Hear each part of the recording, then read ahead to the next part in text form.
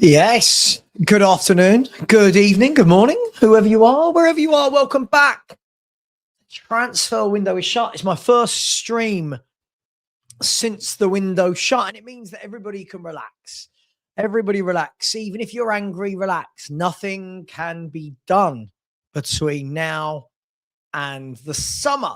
Now, I'll be speaking to all of you throughout the show about where are you at with it all? Are you just now completely deflated? Are the numbers on YouTube shows going to go right down because you're deflated with what's happening at Tottenham Hotspur? Maybe, just maybe, people don't think it's as bad as other people do. And obviously, Johan Lange, we said it, didn't we, the other day? We talked about what's next for Spurs in the cycle between now and the summer transfer window. Well, we said, didn't we? We said that what will happen is Johan Lange will come out of a video telling us all why we couldn't do what we needed to. Then we'll start seeing between February and May lots and lots and lots of stories about how much money we've got in a war chest, about how big we're going to go this summer. Big, as I've said, into the summer with big ambitions. We're going to hear all the names we're going to buy, aren't we? Morgan Rogers, he'll be joining for sure, right? We're going to buy him. We're going to buy him. We're going to buy him. We're going to buy this top player from Real Madrid, this top player.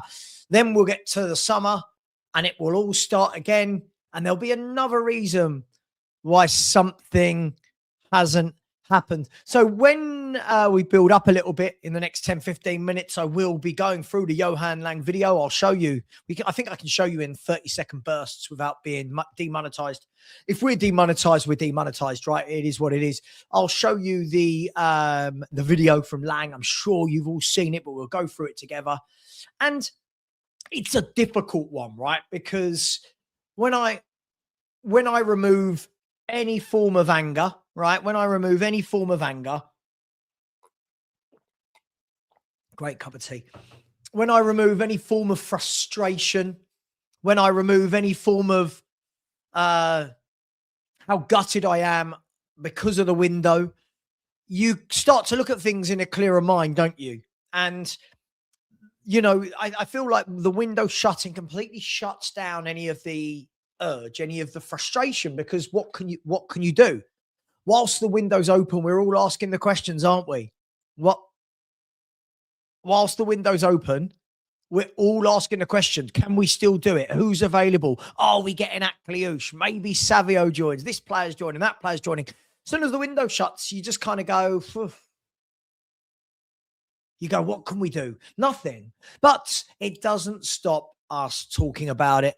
As always, Tottenham Hotspur, we talk a great game. From the owners down to the fan base, we talk a great game of how big we are, how big our ambitions are. And realistically, I don't know that these things are true. I don't know that these things are true, but we're going to find out in the summer. Sure, we'll find out in the summer, the way we were going to find out in January, and we're going to find out last summer. And it falls to a number of things, doesn't it? Listen, as I said, when we get a few more people inside, we'll watch the video together. But I don't know whether or not people say they're lies. Are they lies?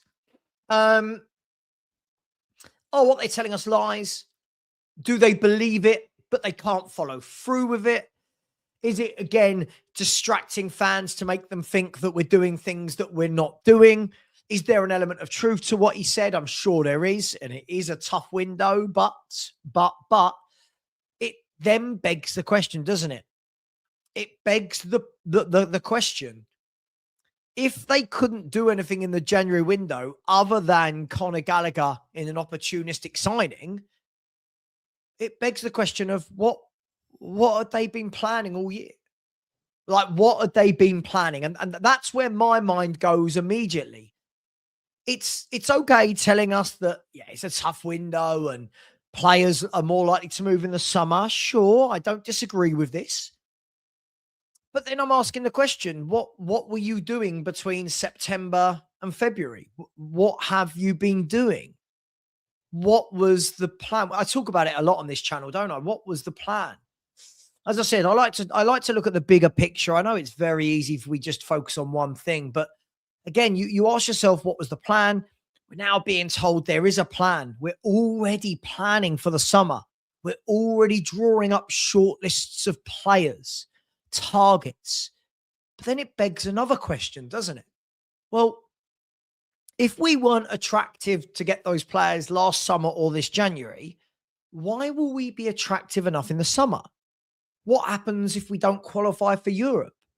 Are those players going to look and say, okay, I'm happy not to play in Europe for one season? Now, we could still get Europe. I think it will take a monumental effort.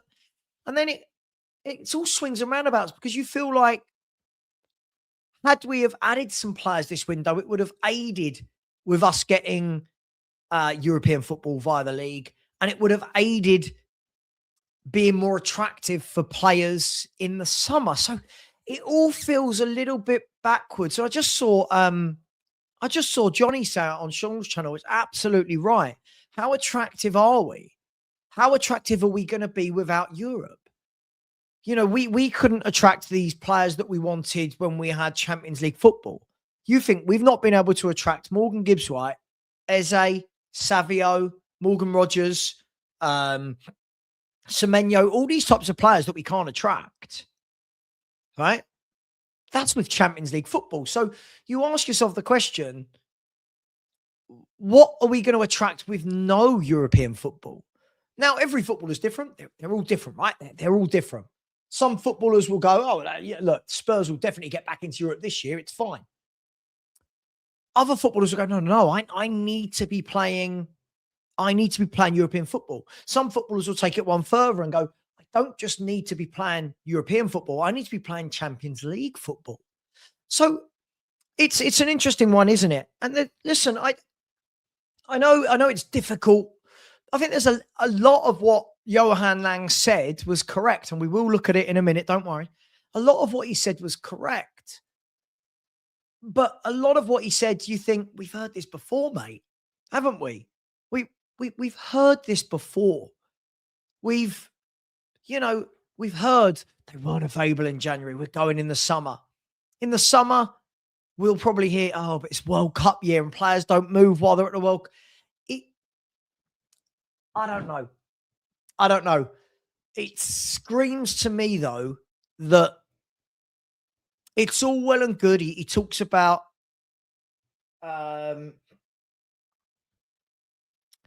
it's all well and good. Sorry, someone's just sent me a message about a job. Sorry. It screams to me that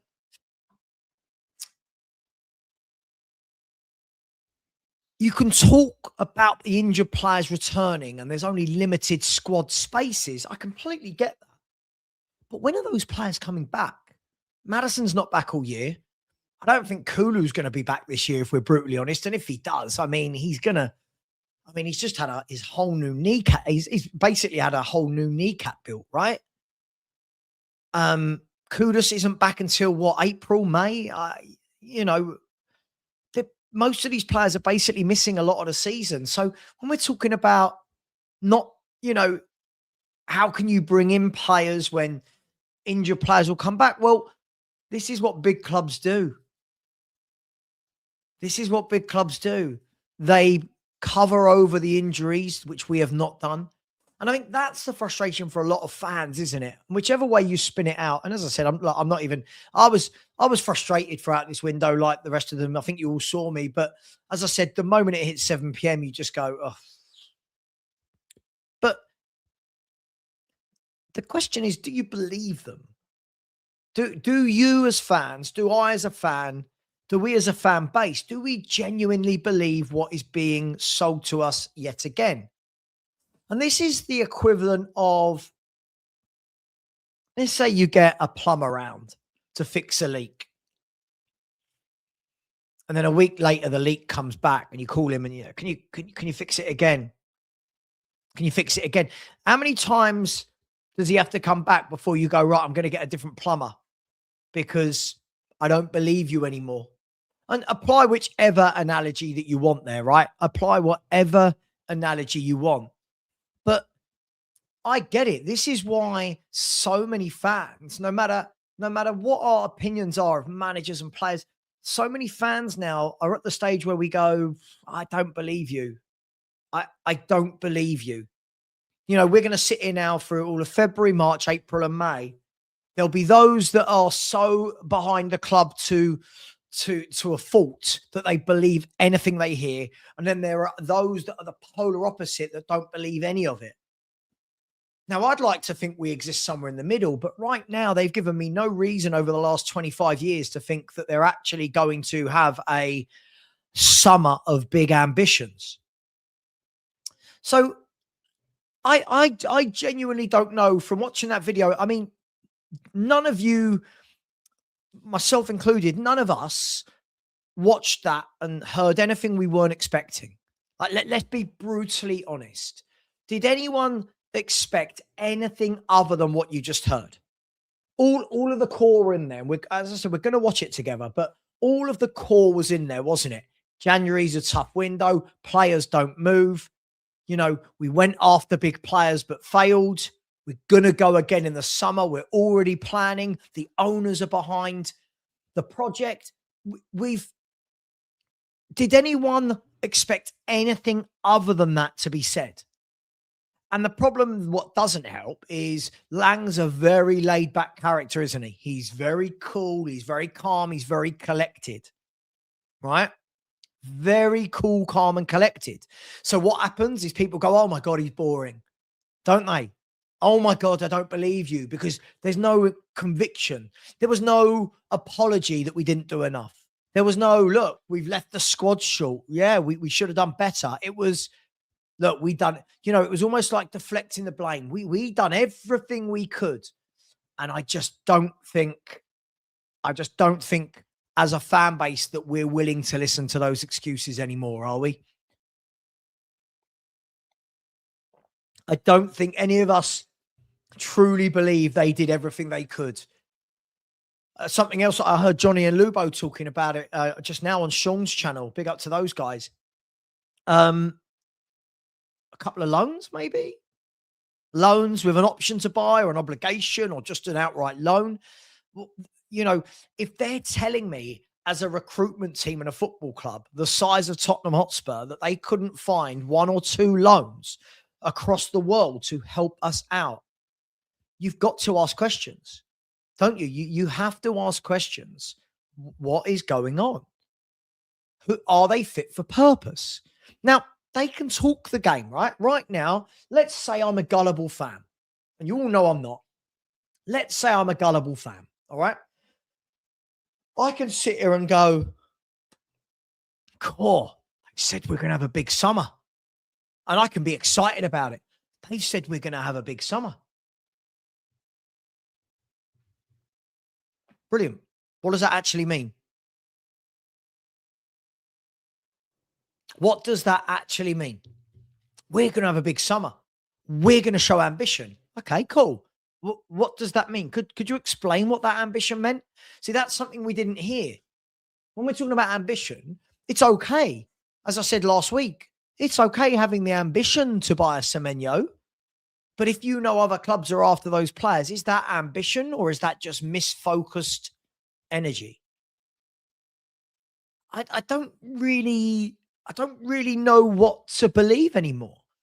You know, every year we come onto these shows and we talk, and everyone, you get those, don't you? You get those creators, you get those people on X and Facebook and all these that tell people like me, oh, you're just all negative.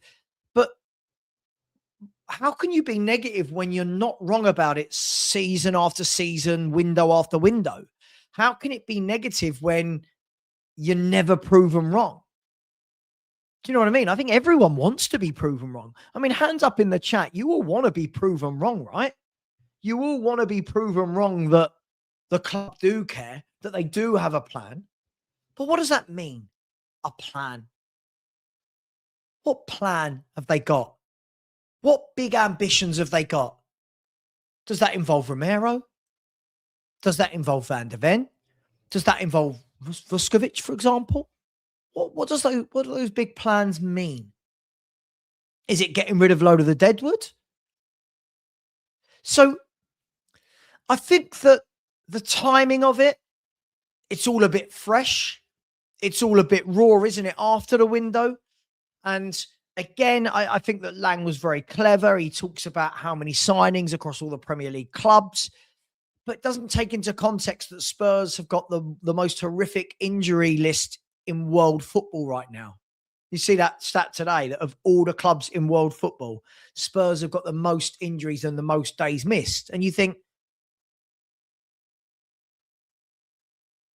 surely we get that injuries happen, right? We get that injuries happen, but how do we mitigate that? And they didn't do a very good job of it last year for Ange. They're not doing a very good job of it this year for Frank. And you just think to yourself, don't you? Are we going to have a good transfer window? Even if in the first week of the window, Spurs sign a top player, we'll all still be sitting there going, well, that's it for the window, won't we? Because we've been so hurt before. We have got, I think it's something like 13. Is it 12 injuries and 12 fit players, something like that? I don't know. It's something ridiculous now, like that the injuries are nearly as bad as the number of players available. It's absolutely crazy. And you think to yourself, come on, we could have done something. But the excuses that are being rolled out, we didn't just want to bring in anybody. You're like, sure, but we're Tottenham Hotspur. We're making out like we're going to have to go to League Two to find a winger. You know, I don't know. I don't know. I'm calm about it. I'm relaxed about it all. As I've said, I won't be here in the summer doing this, so I don't mind. But it would just be lovely to have some truth. It would be lovely for, like, even if Lange, we're going to watch it in just 5 minutes. Even if Lange had said, look, guys, I want to apologize. Look, we tried everything we could. We get that everyone's frustrated. We're frustrated. Yeah. I promise you, like, it just felt to me that it was very much, yeah, well, there's not really anything that can be done in January. Don't worry. And it makes me think, what have you and Paratici been doing? What have you been doing since September? You can tell us the January window's difficult, but this is your job. This is your job.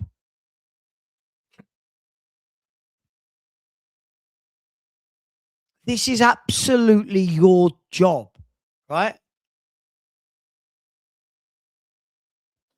So they can tell us it's difficult. They can tell us there's a plan, but this is their job. And if they can't execute their job, then people should move on. Shouldn't they? They should move on. If they can't execute their plan, then either the owners need to sell up or the owners need to grow a pair and they need to bring in better people who can run the football side of things. But the problem is now there's no trust in Lange from large quarters of this football club. Isn't there? You know, if you look at it, there's large fractions of this fan base now that when you say Lange's name, they go, what a mess. Do you know what I mean? They say, what a mess. We don't trust him. People say this is the worst. This is the worst director of football we've had. Now, I don't know about that, but there's no trust, is there? They've lost all the trust with a fan base. And I don't know how they win it back. I don't know how they win us back. Look, let's bring this up, shall we? Let's bring this up. Here we go. I think it's this one. Is that the one? There you go. Let me just check that I can get the volume on it. 1 second. Let me check I've got this sorted out. Okay. 1 sec. Johan, thank you for sitting down with us so quickly after the... Did you all hear that? Before I carry on, did that come out loud enough? Did you all hear that? Let me know if you could hear that. I'll start that again. Let me know if you can hear it. You can hear it. Okay, cool. What I'll do is I'll do it minute by minute. We'll listen to it in stages and see what happens. look, let's watch the first minute and see what's said. And then we'll depict it minute by minute. I can't watch the full 8-minute video. I'll get demonetized. So let's watch the first full minute. Okay. The window closed. I think it's so good to be able to have this dialogue with fans and actually be able to let them in a little bit into the transfer window. I think they're understanding of the fact that the summer is where the bulk of deals get done, and January is a very, very different window. But with that in mind, could you give us a little bit of insight and your summary of how we got on over the course of last month? Yeah, firstly, this is always an interview I enjoy doing because I think this gives me and us a great opportunity to communicate directly with the fans around the transfer periods. I saw this window here as one of the more quieter January windows across not only the Premier League but across football in general. Now, let's start there, right? Let's start there. I really enjoy doing these interviews because it gives me a chance to speak to the fans. And you know, when you think to yourself, oh, mate, is that really where you want to start with this? It gives you a chance to tell us that you haven't done anything. Is that what this is? Because Vinay Venkatesham has done 2 of these now, where he also gives us a lovely PR video and talks to the fans, but we're not seeing results. Now, we're going to start it here, but you think he's already in the first minute laid the ground for the excuses, right? It's January. Not many people across the Premier League have done transfers. It's very quiet in this window. He's already laid the excuses. You ready? Let's crack on. I think there were, including free transfers, 33 transfers across the Premier League. That is a result of especially the new format in Europe. Now we have clubs competing in either Champions League or Europa League during December, and of course during the last part of January as well. 48 teams, can you say, progressing further in the European competitions after the window. And I think we saw that a little bit last year. And I think not only us, but a number of clubs would say that they have too many injuries. And that meant that there was simply not many available players across the whole marketplace during January. I mean, first and foremost, can many clubs say that they've got an injury crisis like Tottenham? I don't believe that's true in any way, shape or form. What I'm going to say is as well, I don't know if any of you have noticed, and I don't know the name of the guy who does the Spurs play interviews. But for me, these aren't difficult questions. For me, he is almost giving the excuses in the questions already. He starts off by saying, oh, could you speak to the fans who know it's a difficult window? Hang on, mate. Speak for yourself. Hang on. Speak for yourself about, don't give him the leg up. You know, oh, Johan, it's really difficult. It's really, really difficult, isn't it? Hang on, mate. Let him answer it. Don't go all in with your, you know, I get that you were an employee of Tottenham, but can we ask some difficult questions? What about the question of, listen, I've been looking online and the fans are distraught at the lack of transfer business and the fact that we got so many injuries. What can you say to them? You know, don't say, oh, the fans understand. A lot of the fans do not understand. A lot of the fans do not understand. Let's carry on. As you mentioned, I mean, there are a lot of injuries in January, and we're definitely a club that is suffering with those at the moment. Can you just give me an insight into how that affects your planning and how that changes things? Because I'm sure there'll be a number of fans that would have been hoping to see something potentially in light of the fact that we have so many players out. Yeah, of course, when you go into January, we didn't anticipate that we will have 7 injuries during the month of January. So that, of course, changes things. Right, straight away, I'm going to call it out. Straight away, I'm absolutely going to call it out, right? I'm absolutely going to call this out. He sits there and says, right, the 7 injuries changes the course of the transfer market. How? How did it? Like, how did it change the course? You didn't react to those injuries. So can someone tell me, we didn't buy any players planned and we didn't replace anyone other than Bentancur. Can someone tell me what did it do to change the nature of the transfer window? Like that's absolute nonsense. I just can't deal with the excuses. Anyway, let's carry on. During the course of the window is very important, even though that is highly frustrating with all the injuries, to remain disciplined, because A, the players are coming back, and B, if you then can just say go in and make a stress purchase of any football players, then yes, the immediate feeling gives you is nice, but of course there's no point in signing players that will not help us in the short term, in the medium term, or even in the long term. So even though that is highly frustrating with all the injuries, the majority of the players will return this season here, hopefully a few very soon. And it is important as a club to remain disciplined and make sure to do our best ability only to sign players that can generally help the team now or in the future. Yeah, again, look, I get it. I get what he's saying, right? I get what he's saying, but I'm going to go into my main point again, right? What had you planned to do this window then? What were the plans? Right? What I'm hearing then is we didn't want to bring in players in the short term to help us because of the injuries, and players are coming back. Okay, so forget the injuries. Where were the signings that were planned? Like, where were the signings that were planned? So we have planned nothing, right? That means that Sosa is the only player that was planned to come in. That is abysmal. That is abysmal. So Johan Lange can sit there and tell us, oh, like again, they're talking to us like we're idiots. They're talking to us like we're idiots, right? We couldn't bring in players because injured players are coming back. Sure, but what about the actual plans to strengthen the squad without the injuries? Where's that? That would have been my question. If I was the guy, was his name Ben? If I'm Ben, I'm interviewing, I say, okay, I completely understand that Johan can't just bring in anybody, but what was the plan if we hadn't had the injuries? Because imagine we hadn't had the injuries, we're all still sitting here going, right, where are the signings? And this is the problem, right? He's saying what we hear every single window. Difficult to do, players are coming back, targets not available.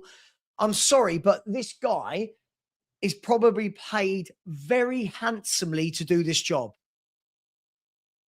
This is mad. Let's carry on, though. That's really interesting that you, in this period, have to, even in the face of what we're going through at the moment with injuries, and Europe has been brilliant. We've struggled a little bit more in the Premier League, that you still have to maintain that discipline. Yeah, I think again it's for a number of reasons. As a first, a lot of our injured players they will return. Right. Just quickly before we carry on, a lot of our injured players will return. Yes. When are they returning, Johan? When are those injured players returning? Because Kulu, Kudus, and Madison, the three big players that are missing, when are they returning? Tell me if I'm wrong, guys. They're the three main ones missing, right? Kulu, Madison, and Kudus. When are they returning? Kudus will be back for the end of the season. Madison, right? Madison, when's he? I doubt will play any football this season. And then Kulu, if he comes back, it's not going to be the same Kulu for a while. So, again, when he's talking about players will be back, we understand that, Johan. We understand the players will be back. But are they back big enough to help us? Are they back with enough time to support the club? I don't think they are. So, again, it feels like it's another excuse to not doing your job. It's another excuse for not doing your job. And this is ridiculous. Of course, Kudus is a big player for us. Of course he is. Come on, listen, as I said, I try and keep this as a grown-up channel. Let's not be silly. Of course, Kudus is a massive injury loss for Tottenham Hotspur. What are we doing here? Let's carry on. You know, in this season here, hopefully a number of them quite shortly.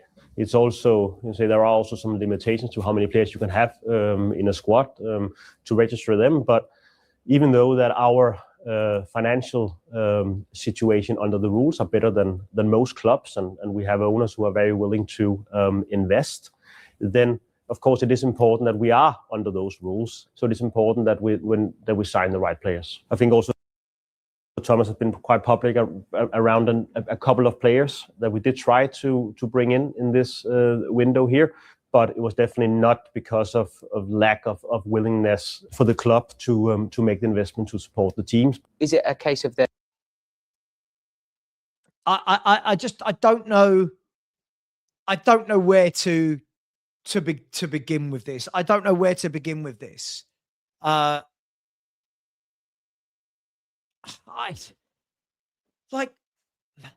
This is the line we keep getting peddled, isn't it? It's not a lack of willingness to invest by the owners.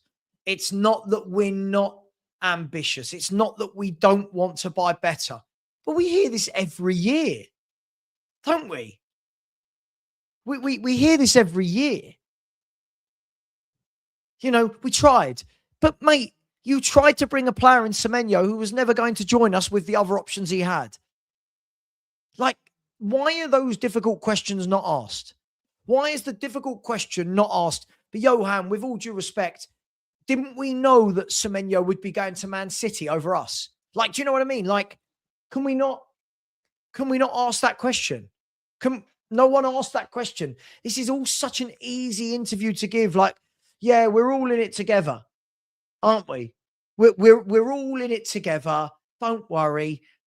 I just find it all a little bit condescending, if I'm brutally honest. Let's carry on. There perhaps is not that many players of that level of quality that are available in this window, or is it a case of wanting to ensure that it's a long-term strategy?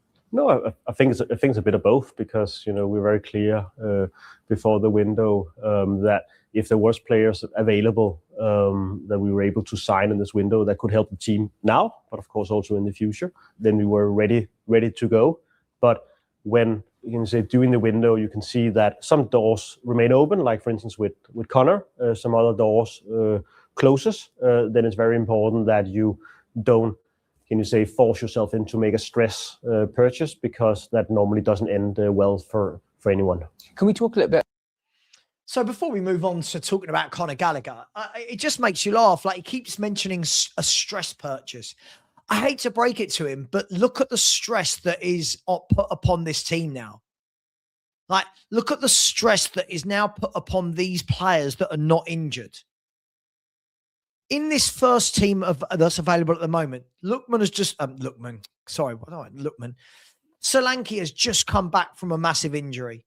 Adogi's come back from a big injury. Dragosin's just come back from a massive injury. Like you look at this, you go, that's just 3 players I've mentioned. Basuma's not played a lot all season. These are the players now that are available. They are going to be running to the ground because we've got no backups. And then they're going to get injured as well. I get it. I get that we don't want a stress purchase, as he calls it. But, when he's saying, oh, well, we'll see who's available in the January window, that's your job to know. That is what you're paid to do, right? He's just sitting there like without a care in the world. Like, and, you look at his window last year where he signed in Tell and Danso. The year before where it was Werner and Dragosin. Like, this is what this man has come up with for 3 Januaries in a row. 3 Januaries in a row. This man hasn't signed hardly anything. Hey ho, let's see what he says about Conor Gallagher. About Connor, because he is the epitome of what you mentioned, right? Ready now, comes straight into the team, has already had an impact. You can see that he's a great cultural fit too. What did you like about him? And can you tell us a little bit about his profile as well? Yeah, Connor is a player that we have followed for a number of years. Obviously, he comes with a fantastic pedigree. His experience both with the Premier League, his period in La Liga have definitely also helped him to grow as a human being, as a player. Of course, he have played a number of times for England as well. So he's a player that of course, can come in and help us on the first day. His energy, his quality in midfield, his work rate, the way he can drive a team forward is something that I'm sure will help us. We already seen that from day one, and then of course as a character, he's a fantastic human being. He's a leader. He has been captain earlier in his career, and he's somebody that really will be an important voice in the dressing room this season here and in many seasons to come. I'll be honest, that's the only minute within the video where I go, yeah, don't disagree with any of that. Everything he said there about Conor Gallagher is absolutely true, right? I've got no problems with that. Makes sense. But it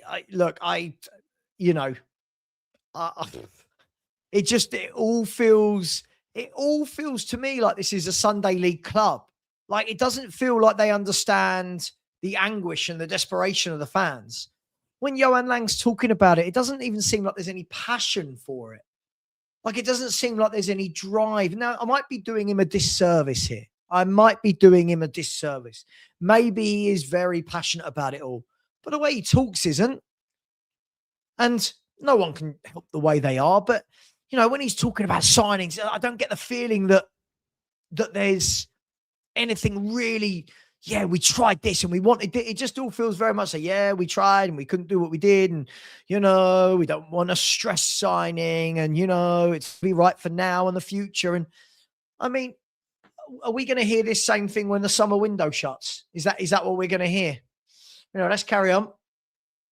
Let's talk a little bit about Solskjaer as well. And I do want to broaden this out because it's been a part of the philosophy and a part of the plan for a long time for you now to make sure that we're bringing in some of the best young players from around the world. Can you just tell us a little bit about him? Some of the best young players from around the world. I mean, this is blowing smoke right up his arse, isn't it? Sorry, what best young players in the world have Spurs signed in? There'll be the argument for Vuskovic, but who's not even playing for us. Other than that, can someone tell me the best young players that we've brought in? Again, it just seems to me to be, I don't know. It just seems all a bit flimsy to me. Let's carry on. And what the plan is for him? Yeah, Solskjaer is a player we've followed for quite a long time in Brazil, in Santos for the Brazilian youth national teams. So he's a player with a very high ceiling. Of course, it will take a period for him to adapt to English football, as it does for most players coming here. But again, a player with a very high with a very high potential, and a player we're looking forward to develop in the years to come. Yeah, I always think it's so interesting hearing about that pipeline and the way that we're managing talent. Can you tell us a little bit about the squad profile at the moment? Are you happy with the current profile of the squad and what we have at Thomas's disposal? Yeah, there's no hiding away. We have too many injuries at the moment. But we have, over the last period here, brought in players who are maybe more ready from day one. Obviously, Palhinha, big Premier League. Now, I don't know about you guys. I just feel like, I don't know. I just feel like, yeah, we like our squad. Like, I'd prefer him to turn around and go, look, I like honesty. I know some fans don't want the honesty. They want smoke blown up the arse. But I prefer him to say, look, we are ultimately very aware of where we're short in the squad. I'm not going to disclose that to you, but we are very aware. And that is what we're going to go for in the summer. But instead it's, yeah, we've got a good squad and I'm very happy. And it's like, well, mate, we're in trouble. We were 17th last year. We're currently 14th or 15th this year. Can we please get some honesty? Can we get some hard answers put in here? I don't know. Experience, Kudos big Premier League experience, Kulmani experience for the highest level, Xavi great experience for Champions League with Leipzig, and now Conor coming in. So we have, recruited players who can make an immediate impact in the team. And then we need to find the right balance, because we also need to have players in the pipeline as well. And that is what you see in every club. It's a combination of buying players.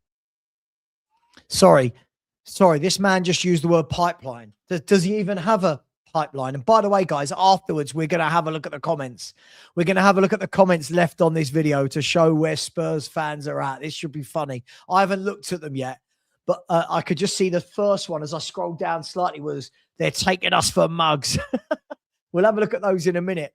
But I mean, he's talking about pipelines. I mean, come on, man, like pipelines, dude. You haven't bought a left winger in 2 windows now. We have not had a ball playing midfielder for years. You're talking about pipelines.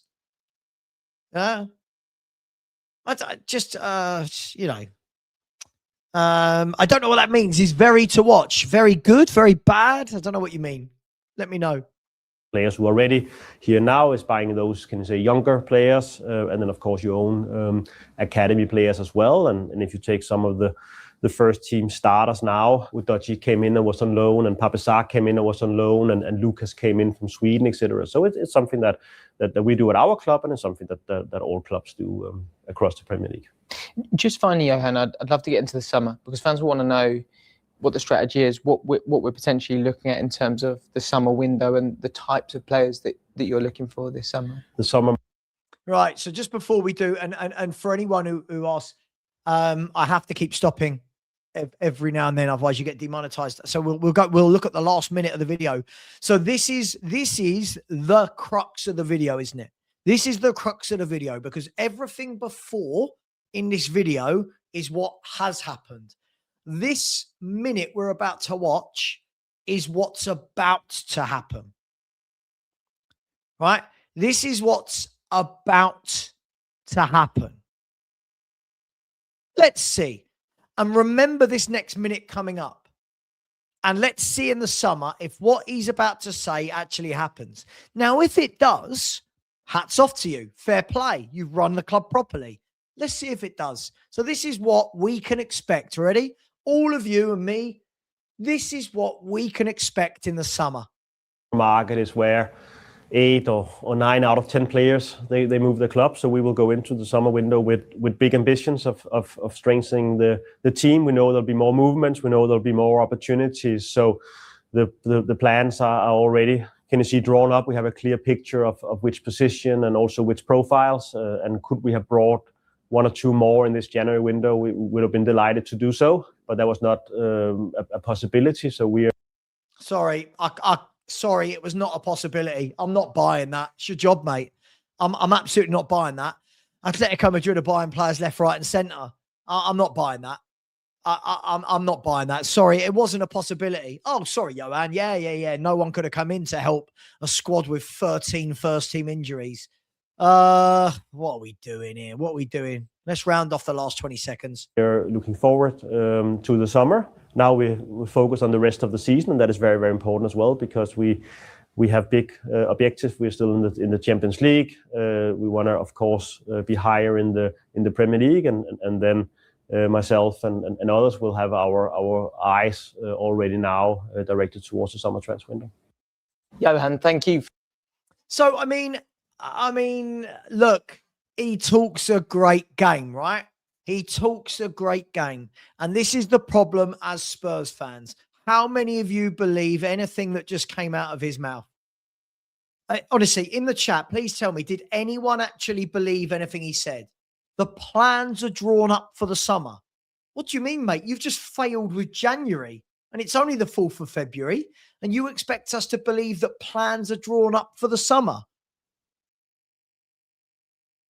Like, plans are drawn up from the summer. We know the type of player we need. We know the profile. I'll have a day off, mate. There'll be some, listen, we'll sign a couple of young players again in the summer, won't we? Some nonsense. You know, oh, look at Bergvall and Sarr and all. Sorry, mate. You've just named players that aren't even proper first team players. Like, what are we doing here? What are we doing here? I don't think anyone believes that. And you know what? I really wanted to give this new format a chance. But at their first hurdle, they failed completely. At the first hurdle, they absolutely failed. And they must read the comments that come in. And we're going to have a look at some of these comments, right? We're going to look at some of these comments, right? Because I'm sorry, you expect us to believe that there's a plan. There's a plan for the summer. Mate, you couldn't even bring in a couple of loans in January to cover the injuries. Like this is the difference, right? Other football clubs trust their scouting departments. If this video, right? If this video right here, guys, if this had been posted out by the director of football at Brighton, Brentford, Bournemouth, right? Arsenal, City, you'd believe them. Right? You'd believe them, wouldn't you?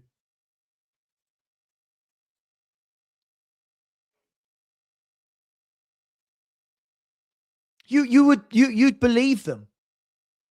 Let's talk by the newest, right? Let's the first comment disliked the video before it even started.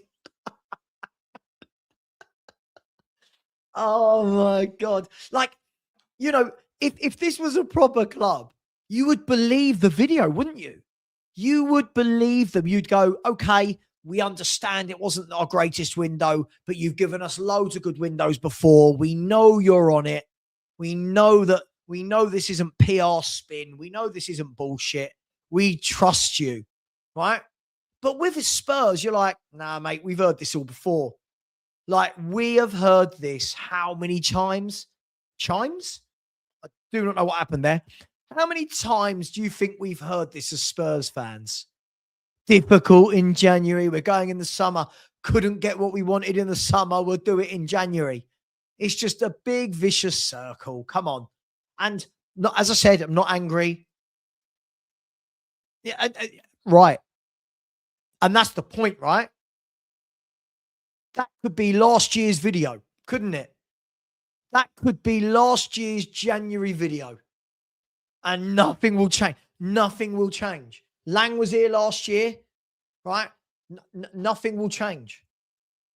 Now, when we get to the summer, I'm expecting now, if I'm to believe Lange, that Spurs are going to go and make 5 or 6 really top signings, right?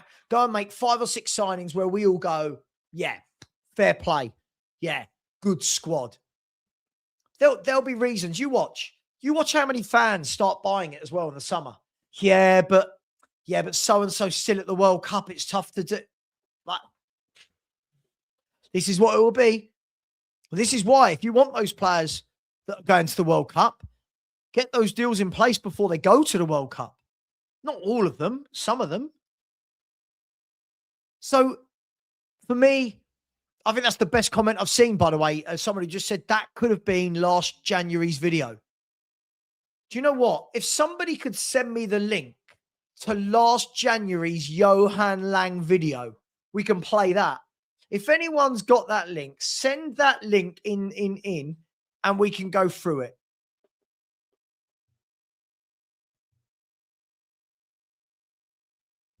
Right? We can go through it and we can see how similar is last year's January video, the year before's January video to this January. It's just all a load of made up codswallop, isn't it? I don't care what other clubs have done. Other clubs don't have 13, 14 first team injuries. That's why all these people going, oh, look what Michael Carrick's done at Man U. Yeah, Michael Carrick hasn't got injuries. Michael Carrick's got a fully fit squad to pick from. Like, slightly different, isn't it? It's a lot different when you've got Buemo and Cunha and Bruno all available and Sesko all available in your first team. Right. Shall we have a look?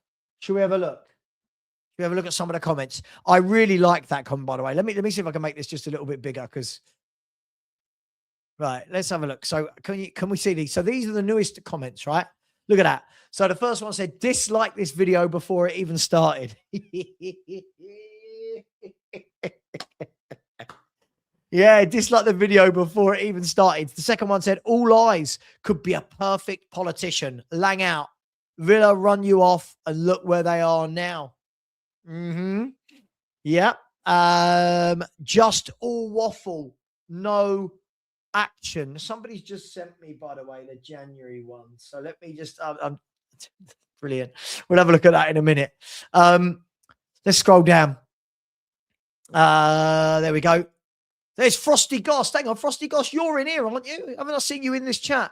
He said, Lange and Vinay and the club only cares about the money for themselves, but Thomas Frank is here to make this club to be a title-winning team. That's why he's struggling with players who agrees. Love your channel, Savva. Mate, you do realise you've written that on the Spurs. you have written on the Spurs channel that you love my channel. Big up to you. What's the next one? The club say they're after Semenyo. I'm sorry, if you wanted to sign him, why didn't you sign him in the summer when there was a far higher chance? Bang on. Absolutely bang on. It shows such incompetence at the highest level. Bang on. Big clubs don't act in this manner. Disgraceful. Bang on. And the next comment, not enough people are talking about this for me. Not enough people are talking about this. Yeah? Where is the Sun replacement? Where is the Sun replacement? That's 2 windows now. 2 windows where we've not replaced Sun.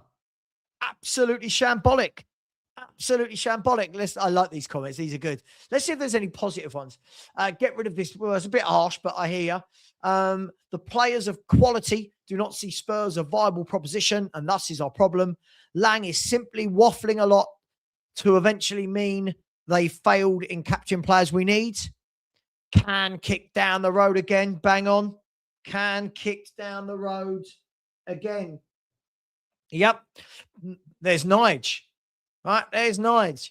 More political rubbish. Just bring out the same interview at the end of the summer. We as fans have been let down as always. Nige, if you're in the chat, absolutely bang on. Absolutely bang on. Let's just replay this video, right? Let's just replay this video over and over and over and over again, because this is what Tottenham have done. Window in, window out, haven't they? Window in, window out. That's all they've done. Let's have a look at the next one. Hello, Savva. Can you see me? Jesus, not on the Spurs YouTube. I don't want my name there. Our worst director of football yet. And that's saying something, considering the last one got done for fraudulent transfer dealings. Lange is hopeless. The summer will be even worse. So the problem wasn't Levy then. And the problem wasn't Ange then. The problem is still. And then the Frank engine will get fired for not performing on all fronts. A new manager will be hailed as a new messiah. And the cycle shall continue. Yep, completely agree. Nicking a living, both those blokes. Agreed. Spurs, you have to read the room. I like that. You have to read the room. You have to read the room. You do. You have to read the room.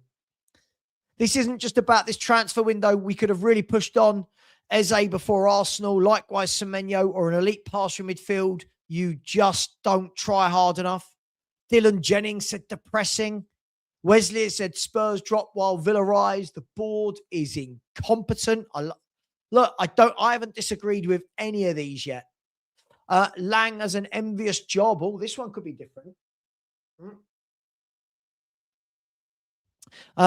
Lange has an envious job, gets paid like he's at a big club, but doesn't actually have to spend the money and make the transfers like he is working for a big club. Stealing a living, or more like 50 people's living. This guy. Burns has said, fantastic how our season was over a month before Christmas. Now Enoch must lead this club and fans. You ain't done nothing. That says, wow, even from a Korean fan's perspective, the transfer market was a mess. But this video is being uploaded. Amazing. Romero's right, said Ayush. Thank you, Perchy, by the way. He's just sent me loads of videos. I don't know if I'll have time to go through them all, but Japanese soldier who kept... I don't know what that means. This guy fills me with no confidence. Isn't that worrying? But true. Told us nothing at all. We need a huge change. We need a huge change. And we deserve huge change. The Lewis family want the club to be successful. They need to spend huge money. And we all know they won't. Please sell our club to someone with huge money and willing to invest and a great vision for our club. The only hope is that they're not willing to back. Let's see what he's said there. They're not willing to back Frank, and they're saving money for Poch. See, do you know what? This guy's just completely ruined what he said there.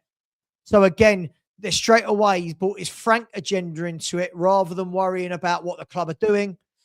Dhruv has said owners, executives, manager, sporting director, medical department are all a bunch of clueless idiots. You sold our highest previous goal scorer with no backup. We picked up 4 now long-term injuries with no backup. You brought in Connor and a random kid from Brazil, and then say you have strengthened the squad. Mikhail has said, what a ridiculous interview. He probably wrote those questions for himself. First questions he should be asked is, have you ever built a successful team at the highest level of football? Good one. Yep. Again, like if Spurs are reading the room, right? If Spurs are reading the room, look, there isn't anybody happy here. All right, if we can find anyone else happy. Vivian behind Lange. Don't let Romero leave Tottenham. Listening to him, I also wouldn't join. He said a whole lot of nothing. Why sell last year's top goal scorer with no replacement? Again, that's something that you have to ask the question. Sell the player, but where's the replacement? But again, why wasn't he asked? Again, let's have that conversation, guys. Right? Let's have that conversation. Why wasn't he asked? I can see that Lubo's trying to get him, but he's not connecting. I bet he's driving. Don't join if you're driving, Lubo. It's not safe. But again, why wasn't he asked? Hi, Johan. Listen, can we start with, look, we know on the 2nd of January, Brennan Johnson was sold. Can we ask, why did you sell then if you had no one in mind to bring another player in? Right? That surely that's got to be one of the questions. Why did you sell a player knowing that you were struggling to get players over the line or that you didn't have any targets agreed to come? But he didn't.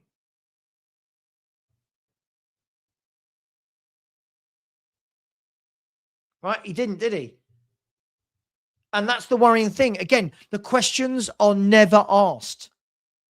The right questions are never asked. It's all so safe. And I get it. It's Spurs, a Spurs employee asking a Spurs employee. But why can't somebody ask the tough question? Lang, why did we not replace Brennan Johnson, especially after Kudus went down injured? Right? We don't ask those.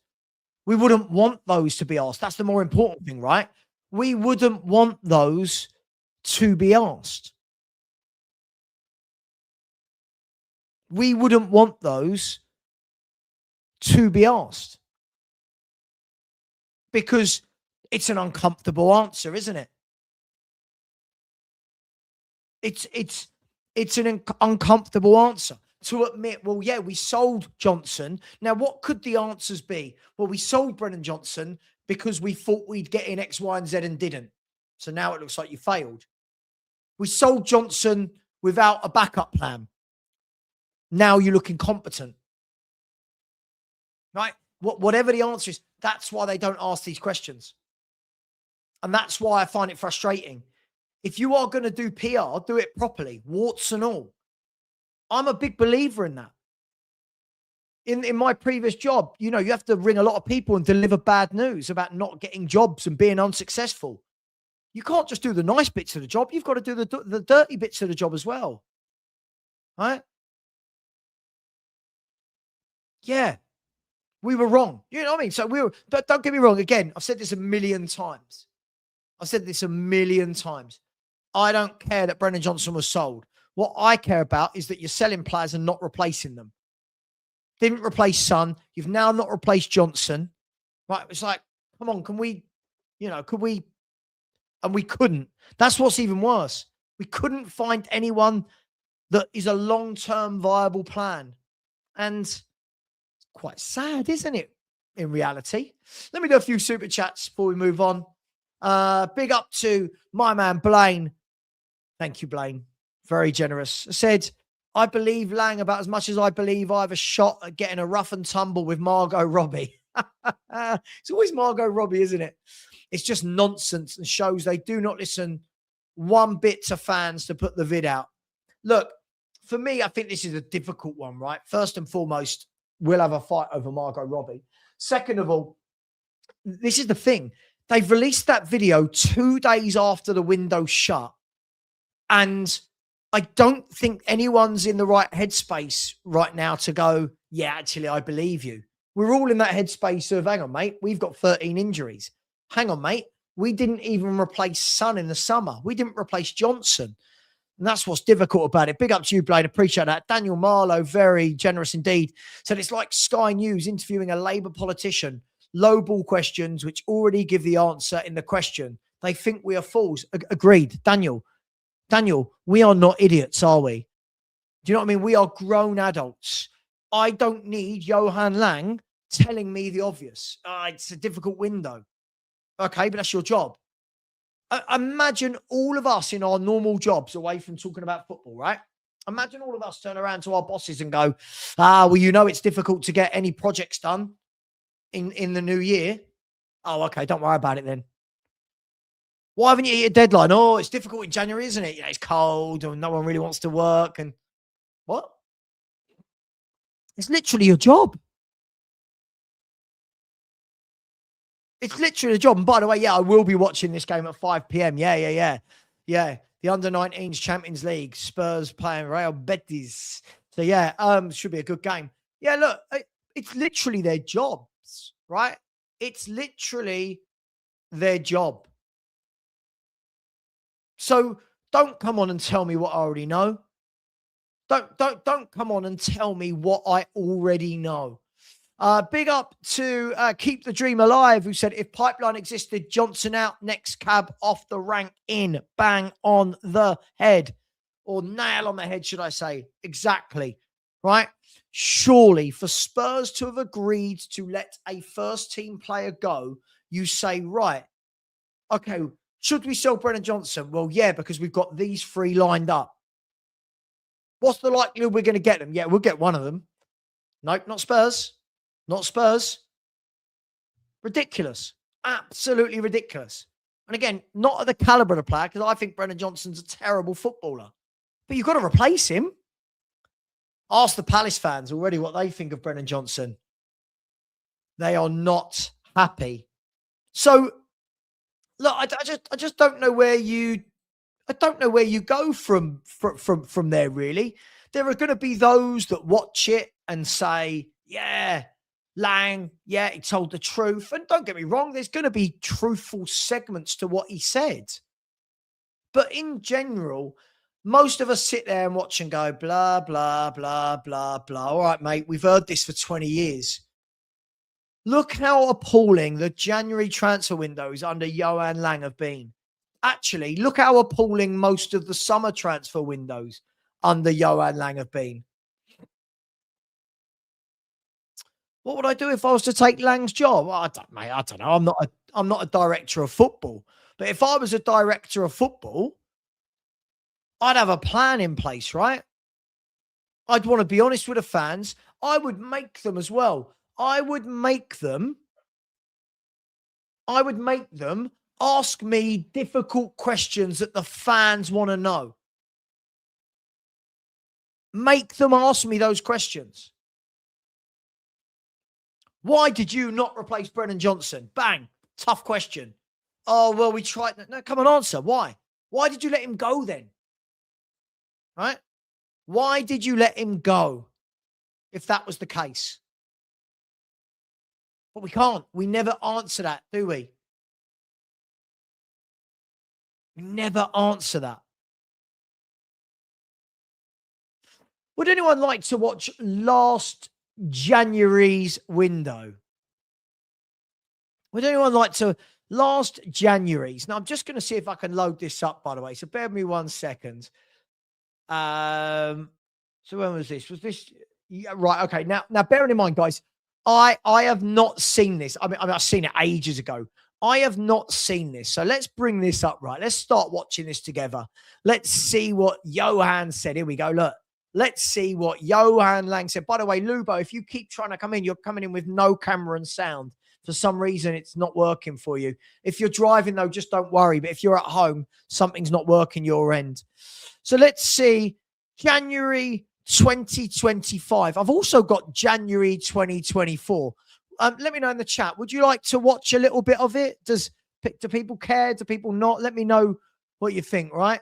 And some people saying yes, some people saying no. Look, it's just crazy, right? It's just absolutely crazy.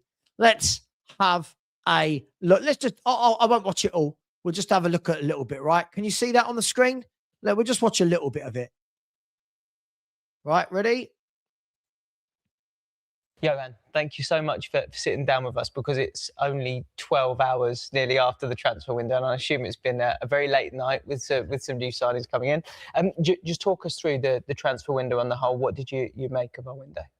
Yeah, I think the January transfer window is always a difficult transfer window. It's always a difficult transfer window. Okay, right, there we go. We're off to the same start. It's a difficult transfer window. Okay, let's keep going. Normally it's around 10% of all transactions is done in a January transfer window compared to the summer transfer. See what I mean? So can you see 2 years in a row? Now, all he's done this year is flipped it. This year he said, 9 in every 10 transfers happen in the summer. This year he's gone with the stat the other way round. Oh, yeah. Only 10% of transfers happen in January. You've got to laugh at this, right?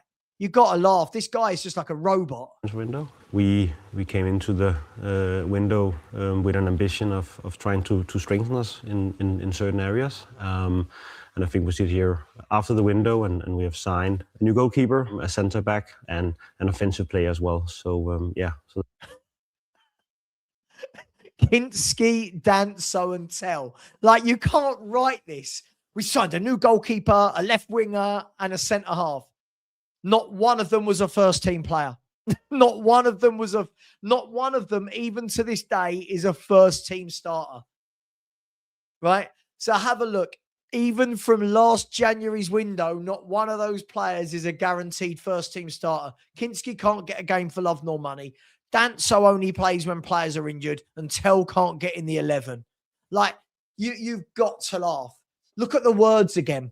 Ambition. We went in ambitious. And this is why when he says we're going into next summer with ambitions, are you?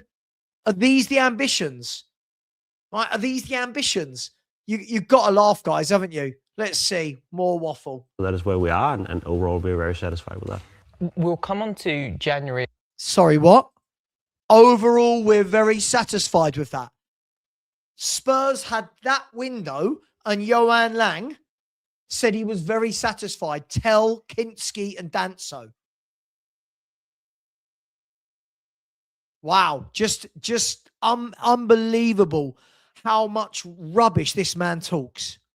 And the nature of the window in a second, but talk us through the signing. So I assume that you had picked out the positions that you wanted to fill to start at the back with a goalkeeper. Yeah, Tony is a goalkeeper that we have followed for quite a long time. Right. I mean, he said exactly the same about Gallagher, exactly the same about Sosa. He's a player we followed for a long time.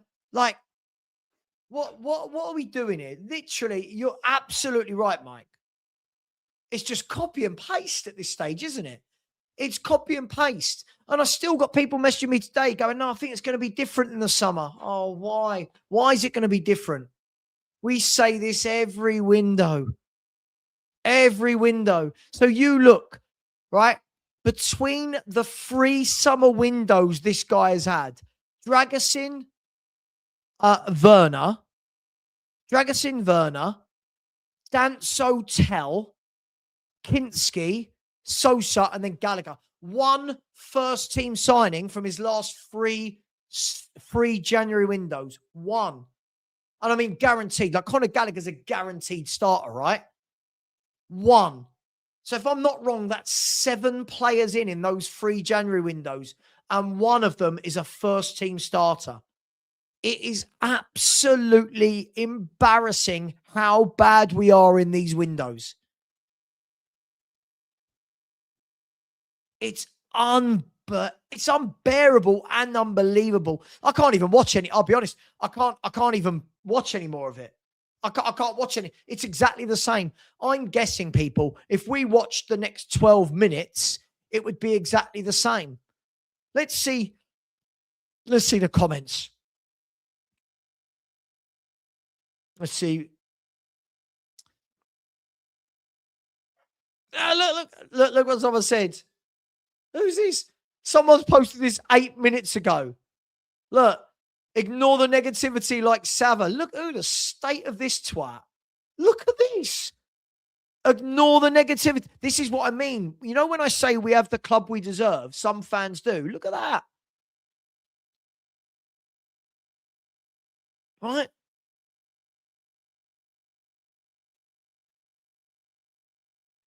Something better than nothing, PR nonsense.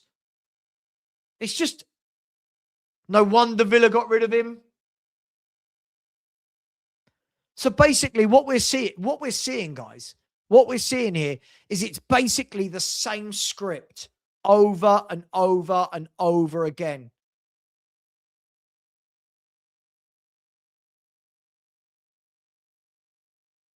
Right? We're seeing the same script from this guy over again. That's what I said. I said to you, didn't I, on that show when the video shut?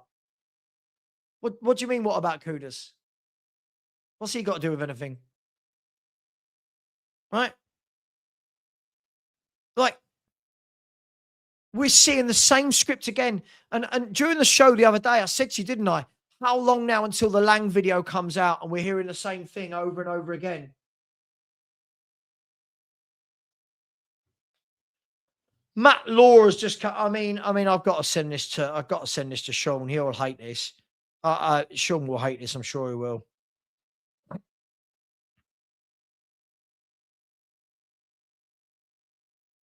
Oh my! I think Sean is going to absolutely lose his mind at this. I mean, I don't know where we go from here. Look, I mean, I'll show you this, right? So Matt Law has just said this. And oh my gosh, I don't know what to say anymore about this football club. Nothing changes. Let's go to where's Matt Law? Where's Matt Law? Here we go. You ready for this, guys? If any of you haven't seen this, he's just posted this. He's just posted this 1 minute ago. Look at that. Exclusive. Tottenham search for Paratici replacement as they plan to stick to the model of 2 sporting directors. I mean, what? What? Are we not learning? At what stage do we just stop? Like, at what stage do we just give up and go, this is pointless? Someone's just said, Percy just said to me, we are a sideshow, ain't we? Someone else has just messaged me, you won't know them, they're not on YouTube, and said, this club truly is a social experiment. We are, exactly. Yeah, don't worry, the plans are in place, but we're searching for a new director of football.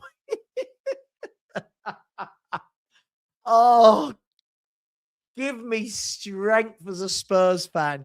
Give me strength. What on earth are we doing?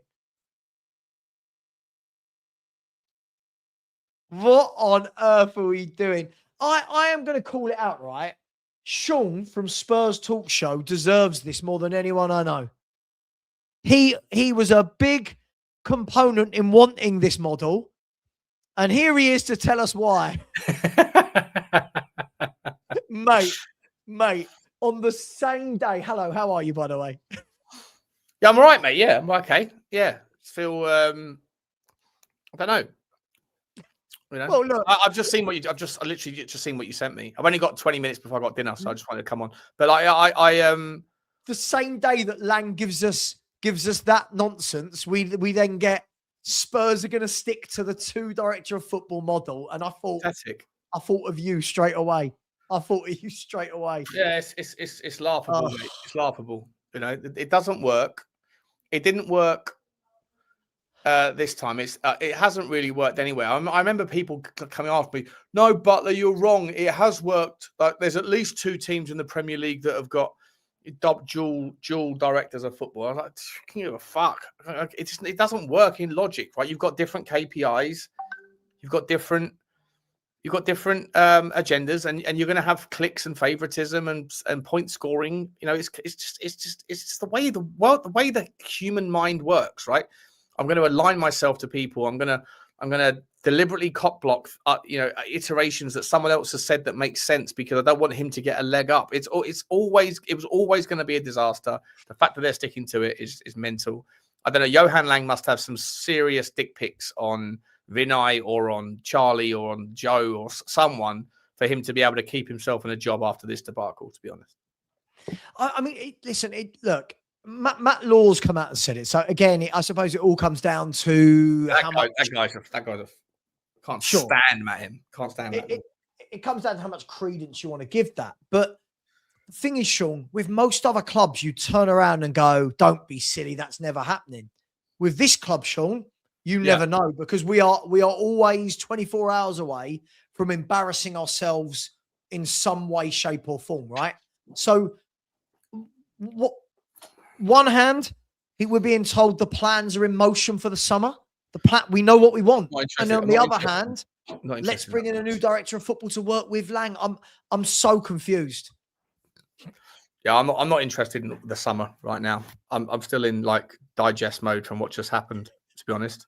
You know, is that why I haven't seen any transfer videos from you in the last? No, I'm not sure I'm going to do them anymore, mate. To be honest, I need to figure out a new revenue stream because, like, it's just like whilst Lange is here and whilst this kind of lockdown on gossip, or maybe it's just because there's just no genuine activity. But you know, I'm sick and tired of talking about Dean Jones and his team talk and Graham Bailey. These guys are just shameless. Like, I genuinely think that I don't know how they've got to themselves in a position where they can sit there and say that they're transfer gurus when they just literally get everything wrong or make it up. And like, I used to kind of go, well, you know, caught offside is something to talk about. People love it and stuff. But I'm sick and tired of doing it that way. I haven't done any transfer videos like for the last, I did like 4 the entire, oh, not him again. Can't escape the man. He can't get it to work. Lubo, are you there? Yeah, I'm here. Can you hear me? Yeah, where are you? I'm in the car. Oh, it sounds like you're in the toilet more than anything. No, okay. I'm in the car. I'm in the car. Okay. Just quickly, Lubo, before we bring Sean back in, Matt Law saying that we are going to replace Paratici and continue with the dual director of football model. It's more like a suicide business model, isn't it? They're a joke. They're just a joke. It's the blind leading the blind, leading the blind.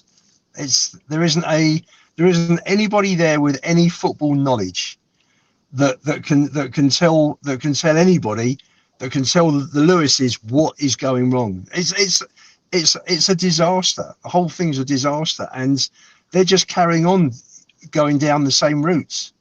You would have thought that the two of them clashing.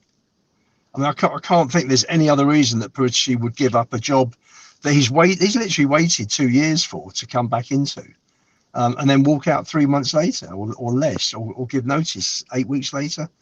I thought he fell in love and wanted to move back to Italy. Oh, yeah, okay. I mean, but Sean, the worrying thing about this is we've clearly seen whatever their plan was, it has not worked. Yeah. If they had a plan, the only one they've managed to execute is Sosa from Brazil and an opportunistic Gallagher. Yeah. So rather than going, God, well, okay, that was a narrow escape. It didn't work for 4 or 5 months. Right, let's start again. They're literally going to go, nope, let's go back to that model. So who do they bring in to work with Lange? Yeah, I don't know, mate. Listen, what I'm hoping for is that there's some truth to the rumor that these other guys are coming in. You know, Brooklyn, Eric, Wing Fi, whatever. These guys, they kind of come in and have their own ambitions around doing something, bring their own people with them. I don't know. I honestly don't know, mate. I'm a little bit worn out by the whole conversation, if I'm honest. Like, Agreed. If it wasn't for the fact that there was that kind of break-in sort of takeover rumor today, and the fact that I got a little message from a certain person about a thing or two, probably would have just like shut down Spurs talk show for the next week or so and just had a breather, because I'm sick and tired of going over the same bullshit. You know, Lubo, there's a massive echo your end, mate. Hold on one sec. Hold on one sec. Let me come out. I'm pretty sure it's your end. Hold on. Hold. it's definitely Lubo's end. Yeah, it's Lubo's end. Yeah. Let me change Lubo. it. Hold on. Right. Yeah, no, you're absolutely right, Sean. Look, I'll be honest, I hadn't planned to stream today, if I'm brutally honest with you, mate. I hadn't planned to stream, and then obviously the Lange video came through, which I knew was coming. I just didn't know they were going to whack it out so soon. That video, if we can go back to that before we look at the director of football model, I've just literally started the first 2 minutes of last January's Johan Lange video. I don't know if you saw that I was live doing that, right? And the beginning of last year's January video after January's transfer window shut, it's the same percentage numbers being given out of transfers that are made, the same we went in with ambition, the same everything this guy is saying is copy and paste. Yeah, he's a fraud, mate. He's a fraud. What I would say though, not in defense of him, but just like, you know, when everyone makes up their own mind about a certain topic, they want to reverse engineer the problem, and then basically everything lands where they want it to land, and there's zero room for like consideration of like context. Yeah, for what it's worth, I do think that the January transfer window has to be revised as a concept. I agree. You know, it was only brought in place I think we spoke about it on the other show earlier. I think Lubo looked it up. It was brought in place in like 2004 to circumvent some other problems that were existing then. Right. So I always thought it was because of like, I don't know, some sort of employment laws within the ECR or whatever, but it's not. It was just brought in to kind of to figure out some issues. In the last 2 years, there's been the least amount of transfer value that's transacted. And it's been a piss poor damp squib of this window's been worse than the other, and it's in no small part because you get 31 days to do your business. But on top of that, because of the fact that most teams haven't secured their Champions League or Europa League positions until game week 8, and game week 8 finished this week on the 28th of January. So then, if people go, well, I'm not going to do any business until that way, I know where we are in Europe. And then, okay, well, now we know where we are. Cool. Any chance? Well, we got to find a replacement first. And that kind of, it's not a 31-day window. It's a 3-day window, really. And it's like the only team, okay, people go, well, Manchester City did business. Well, did they? Manchester City have the ability to just come in and take advantage of scenarios, and then they haven't got to negotiate or whatever else because the player's definitely going to want to come. But they took advantage of Semenyo. Bournemouth couldn't stop that because there was a contract in the clause. And they took advantage of Gay because the alternative was that he was going to leave for free in the summer. In terms of like genuine negotiation and genuine, like, you know, trying to figure out, yes, I'll deal with you, but you've got, you end up massively overpaying. Like, look at Crystal Palace. They spent 50 million quid on fucking Strand Larson, absolute bozo, and 35 million on Brennan Johnson. 85 million quid. This is the new guy, Matt Hobbs, I think his name is, who's come in finally to replace the I forget his name. Dougie Freedman, right? And he went to Saudi. This guy's come in and dropped 85 million quid in January to sort of resurrect from a relegation battle. 85 million on those two. The whole system stinks. Either they need to like scrap the window and go back to a different model altogether, or extend the window by 2 or 3 weeks to allow people to like get business done after their European situation is figured out, or just change the window. If it has to be 31 days, make it February rather than January, or like go back and make the European games finish before the end of Christmas. Either way, the January, I'm not defending Johan Lange in saying this. I'm defending like just the benefits of football. Or every team has to, you know, do everything in December, knowing full well that January is basically an impossibility to get real meaningful business done. And then you're still at the whim then of injuries. If you have a horrendous injury crisis, doesn't matter how well you plan in Christmas, you're still screwed by January if you have 10, 11 players out. So I think that the January window needs to change. I think UEFA needs to get on top of it. I think this can't happen again next year. They have to change the rules. That's not me defending Johan Lange or Tottenham. No, it's a good point. It's just a general thing. I think the other point also is PSL rules have tightened up lately. So a lot of clubs are looking in January and thinking, I don't want to go over, because you do pay a bit more. and a lot of it is panic buying. So there are a lot of reasons. I think there are several reasons why the January window, the money spent is decreasing every year. Would So- you, can I ask you too then, would you, look, I mean, obviously we're all old enough to remember the days where there wasn't a transfer window. I believe it was it 03 when they Something like that, introduced yeah. transfer window. Do you see the pros and cons to scrapping transfer windows completely and just having an all year round ability Completely. to buy? That's Well, how what's, it should what's the be. pros and cons to it, Lubo? Like, who does that favour versus who? It always who's favours the wealthy. It always Right. favours whatever you do is going to favour the wealthy, right? It doesn't Yeah. matter if you expand it out to the entire year. Then when the wealthy teams get an injury in October, they can just go and pay for someone else to come in, right? It always, but then at the same time, the January window favours the wealthy because if you know that there's only 31 days and the only way of getting the players that you want are you have to overpay massively by 30%. Well, that also only favours the wealthy. So it to me, like it's a much of a muchness. Either scenario, the wealthy are always going to benefit. It's just life, right? In every scenario, if there's a COVID pandemic and businesses go out of business because they can't afford to stay open, who comes in and gobbles those businesses up? The wealthy. It is what it is, right? Like it's just the wealthy always benefit. But for me, January, I don't know what the solution is, but the problem is definitely the window.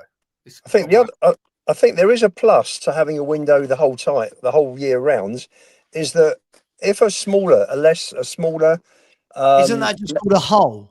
If it's open all year round, isn't that just called a hole? Yeah, it's Bonnie Blue.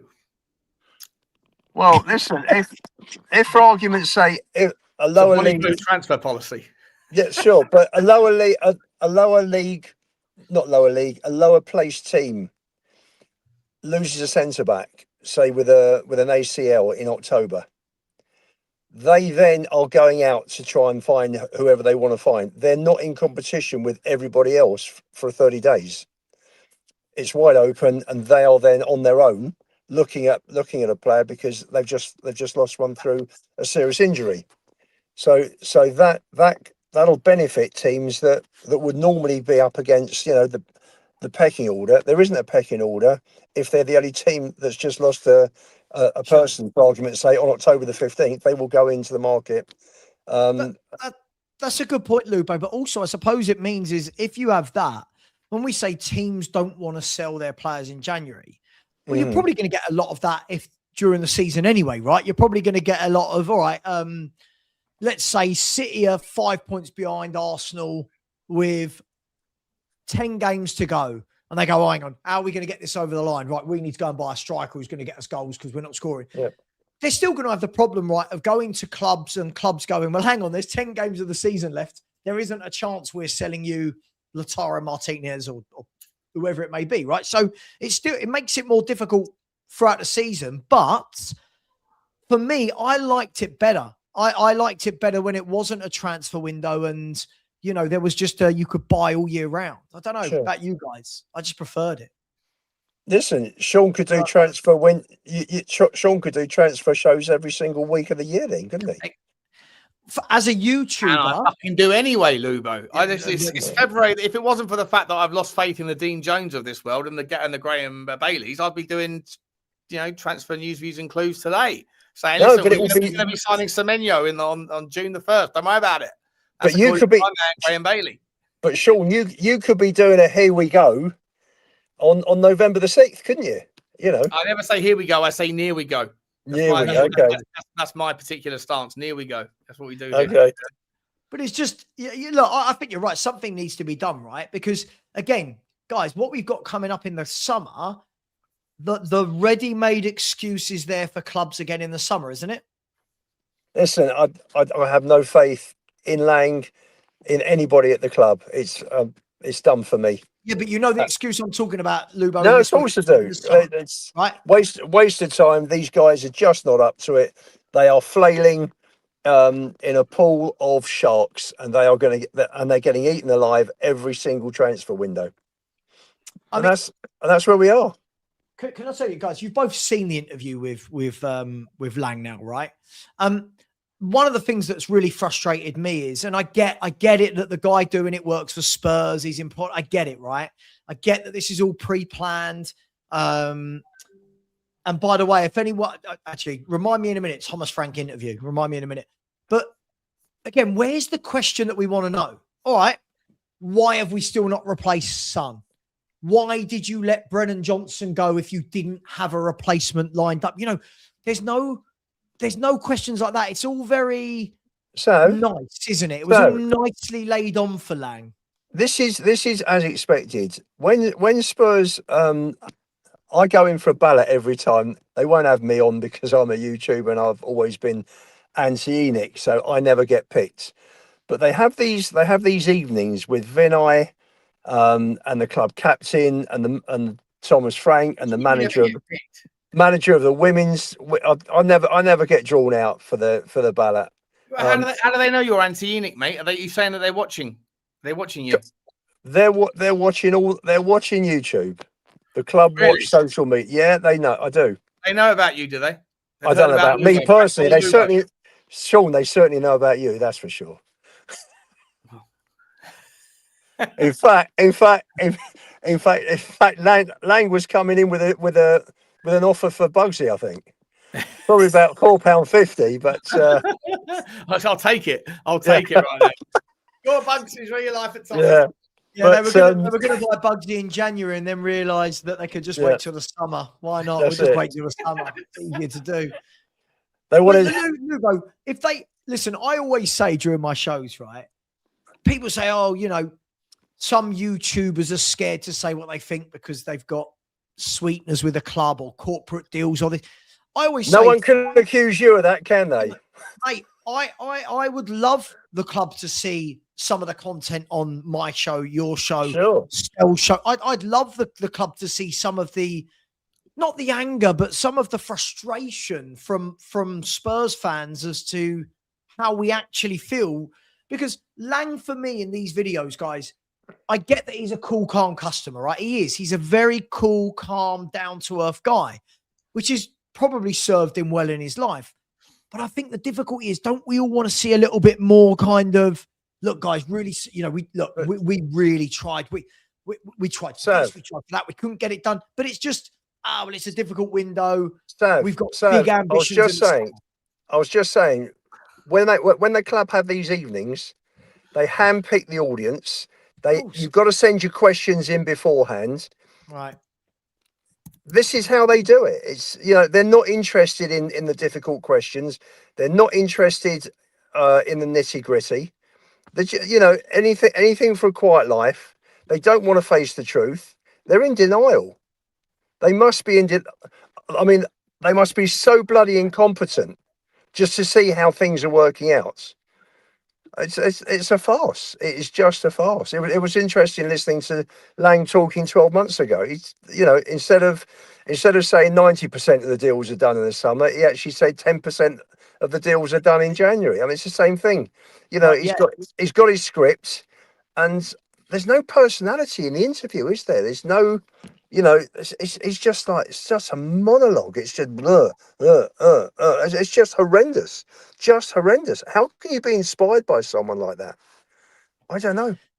Do you? I mean, Sean, a lot gets made about that, doesn't it? A lot gets made of people saying, "Oh, well, you know, he's not that inspiring." Can you imagine him going into negotiations and bringing in players? But is that more a fan issue versus how the actual real world works when you sit down with a player and discuss, listen, here's what we're doing?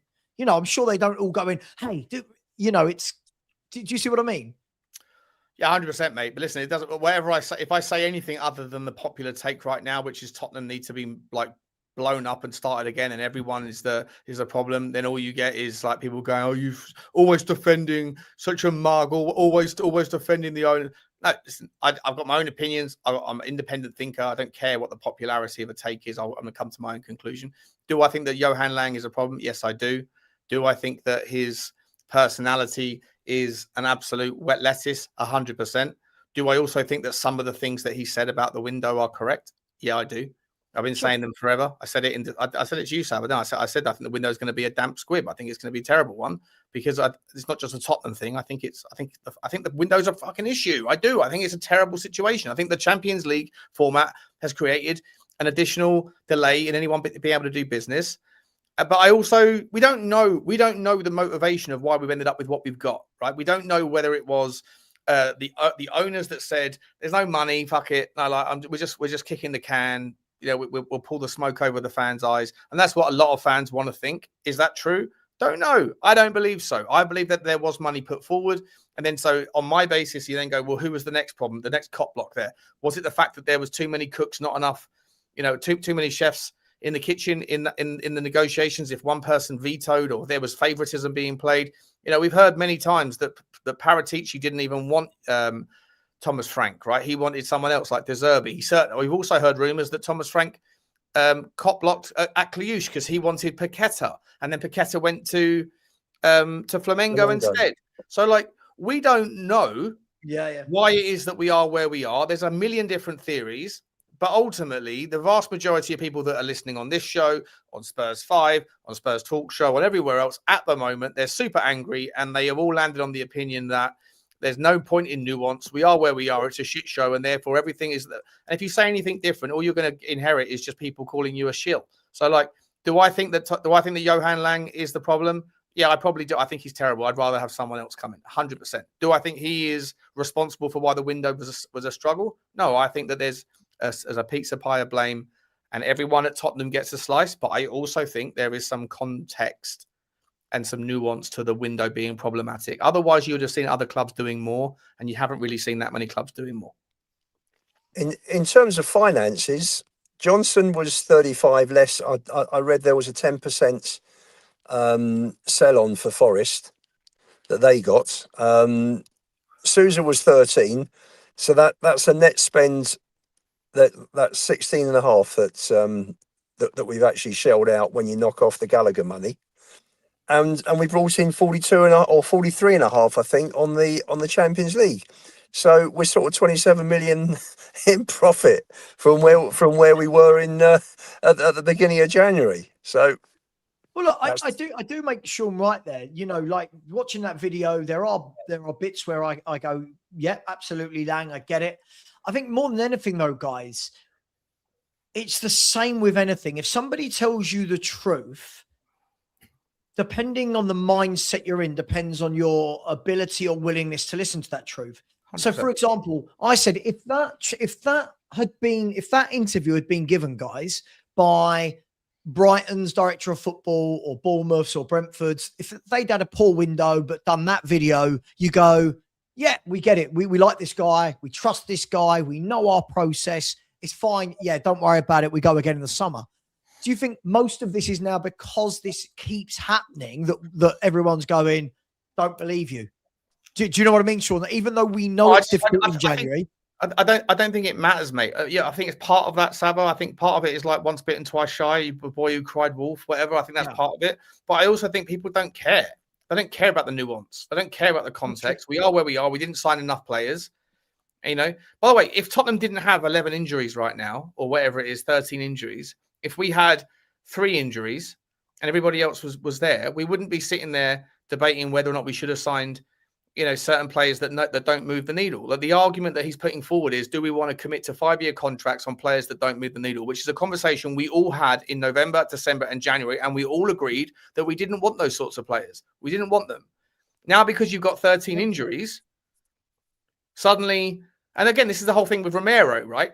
Listen, I know Romero right now, the whole world, whole Tottenham fan base, because they're so angry, Romero's spot on. Even though 2 months ago when he did the same thing, it was 50-50 in certain polls, right? In most polls, right? So nothing's really changed. And he's utilizing his narrative. It's a disgrace that we only have 13 or 11 outfield players. So what's you go and sign Akliouche, you go and sign Semenyo, you go and sign someone else. Suddenly the fan base are going, fucking good window.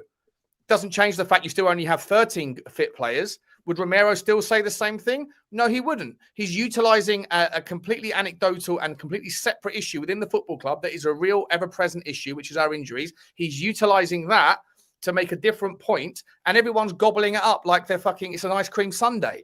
It's like, to me, I'm like, wake up and recognize that there might just maybe be him playing the game here, that he's trying to engineer a move just like, you know, Amorim did. You know, just like Glasner has done. and he hasn't quite got satisfied with that option yet. He wants a move. It even came out yesterday that his favourite journalist, the geezer who interviewed him on the Tottenham training ground, the guy from Argentina, come out, or Spain or whatever. Oh, Romero wants to leave in the summer. Duh, duh, duh, duh. Rocket science, not really. Yeah. Like, you know what I mean? Like, but people don't want to hear that shit because at the end of the day, they're angry right now. I couldn't give a fuck. Like I said, for me personally, the popularity of an opinion, whether I'm in the 1% or the 99%, it's not going to change my mind. I feel how I feel. People can like it or dislike it. I'm going to stick to my guns. I think that Romero is not in the right to be calling out the club as a professional captain of the football club to do what he does. Just because you feel like the owners don't change either way. By the way, Romero did it. Romero did exactly the same thing 2 months ago. Nothing changed. He did exactly the same thing last year. Nothing changed. So when people say, well, the owners aren't changing, therefore, you know, it's great that he's doing it. Maybe if he's not, no one else is going to say it. Maybe he should. He's already said it and nothing's changed. Nothing's changed. All this changes, he wants to get an engineer and move out, in my opinion. So listen, I completely agree with you on the whole Romero thing. For me, I think a lot of things are said as fans in anger because of the situation, rather than thinking about what the professional thing to do is. For me, Romero coming out and saying what he said, right? That's your captain. That's your captain. For me, as the captain, and I don't know if this has happened. You don't know. Lubo, none of us know. But that's where the captain should be knocking on the door of Levy and Frank with his agent going, we've got some concerns as the captain of this football club, as someone who's just signed a new contract. I want to know if I'm going to stay at this club. Here's my ambitions. We've got other players' ambition in the other ambitious players in the changing room. What's going on? Fans like it in the public because there you go. He believes what we believe. But realistically, I believe what you said, Sean. This is Romero trying to engineer a move. I think he realizes he's made a mistake signing a new contract in his mind. How do I engineer a move away? And then what happens when he leaves? Straight away, everyone will go, fair play for leaving Romero because our board didn't. And I think he's the white knight, mate. He's the white knight. He's playing both sides of the fucking cards, and everyone's falling for it like an absolute donut. That he's out there. He wants what we want. No, he doesn't. He wants what he wants, which is the same with everyone in life. Everybody's out for themselves. You look after yourself first, your family second, your friends third, and everybody else, all the strangers, fourth or last or whatever else. And everyone that's gobbling that bollocks up, fine, do you, don't bother me. I can see the donuts in the chat that are going after you, go, Butler being a bootlicker. Yeah, because I disagree with your opinion because you've made your mind up and you're reverse engineering it. Doesn't bother me. Never going to change my opinion just because popularity moves in a certain direction. It is what it is, but I see through it. Maybe I'm wrong. Maybe you're wrong, whatever. But at the end of the day, like, Romero's out for himself. And if you don't believe that, then more for you. I've got some beachfront property to sell you in Birmingham, boys. Honestly, it's madness. On that note, Sav, I've got dinner downstairs, so I'm going to love you and leave you. Oh, I love that. Yeah, cheers, mate. Appreciate it. Bye, everybody. Bye, everybody. Bye. Yeah, it's an interesting one, Lupo, though, isn't it? Because when you look Romero, forget on the pitch. We know Romero is a very volatile character. We know that he's got form now. This is 3 times that he's done this sort of thing. Yes, it gets fans on side from the point of view because he's saying what we're saying and he's one of us. But is it the right thing to do to come out in public and say this sort of thing? Does it help anybody? It's not the right thing. It doesn't help anybody. But I, for one, I've got to say, and I had this disagreement with Sean on the show earlier.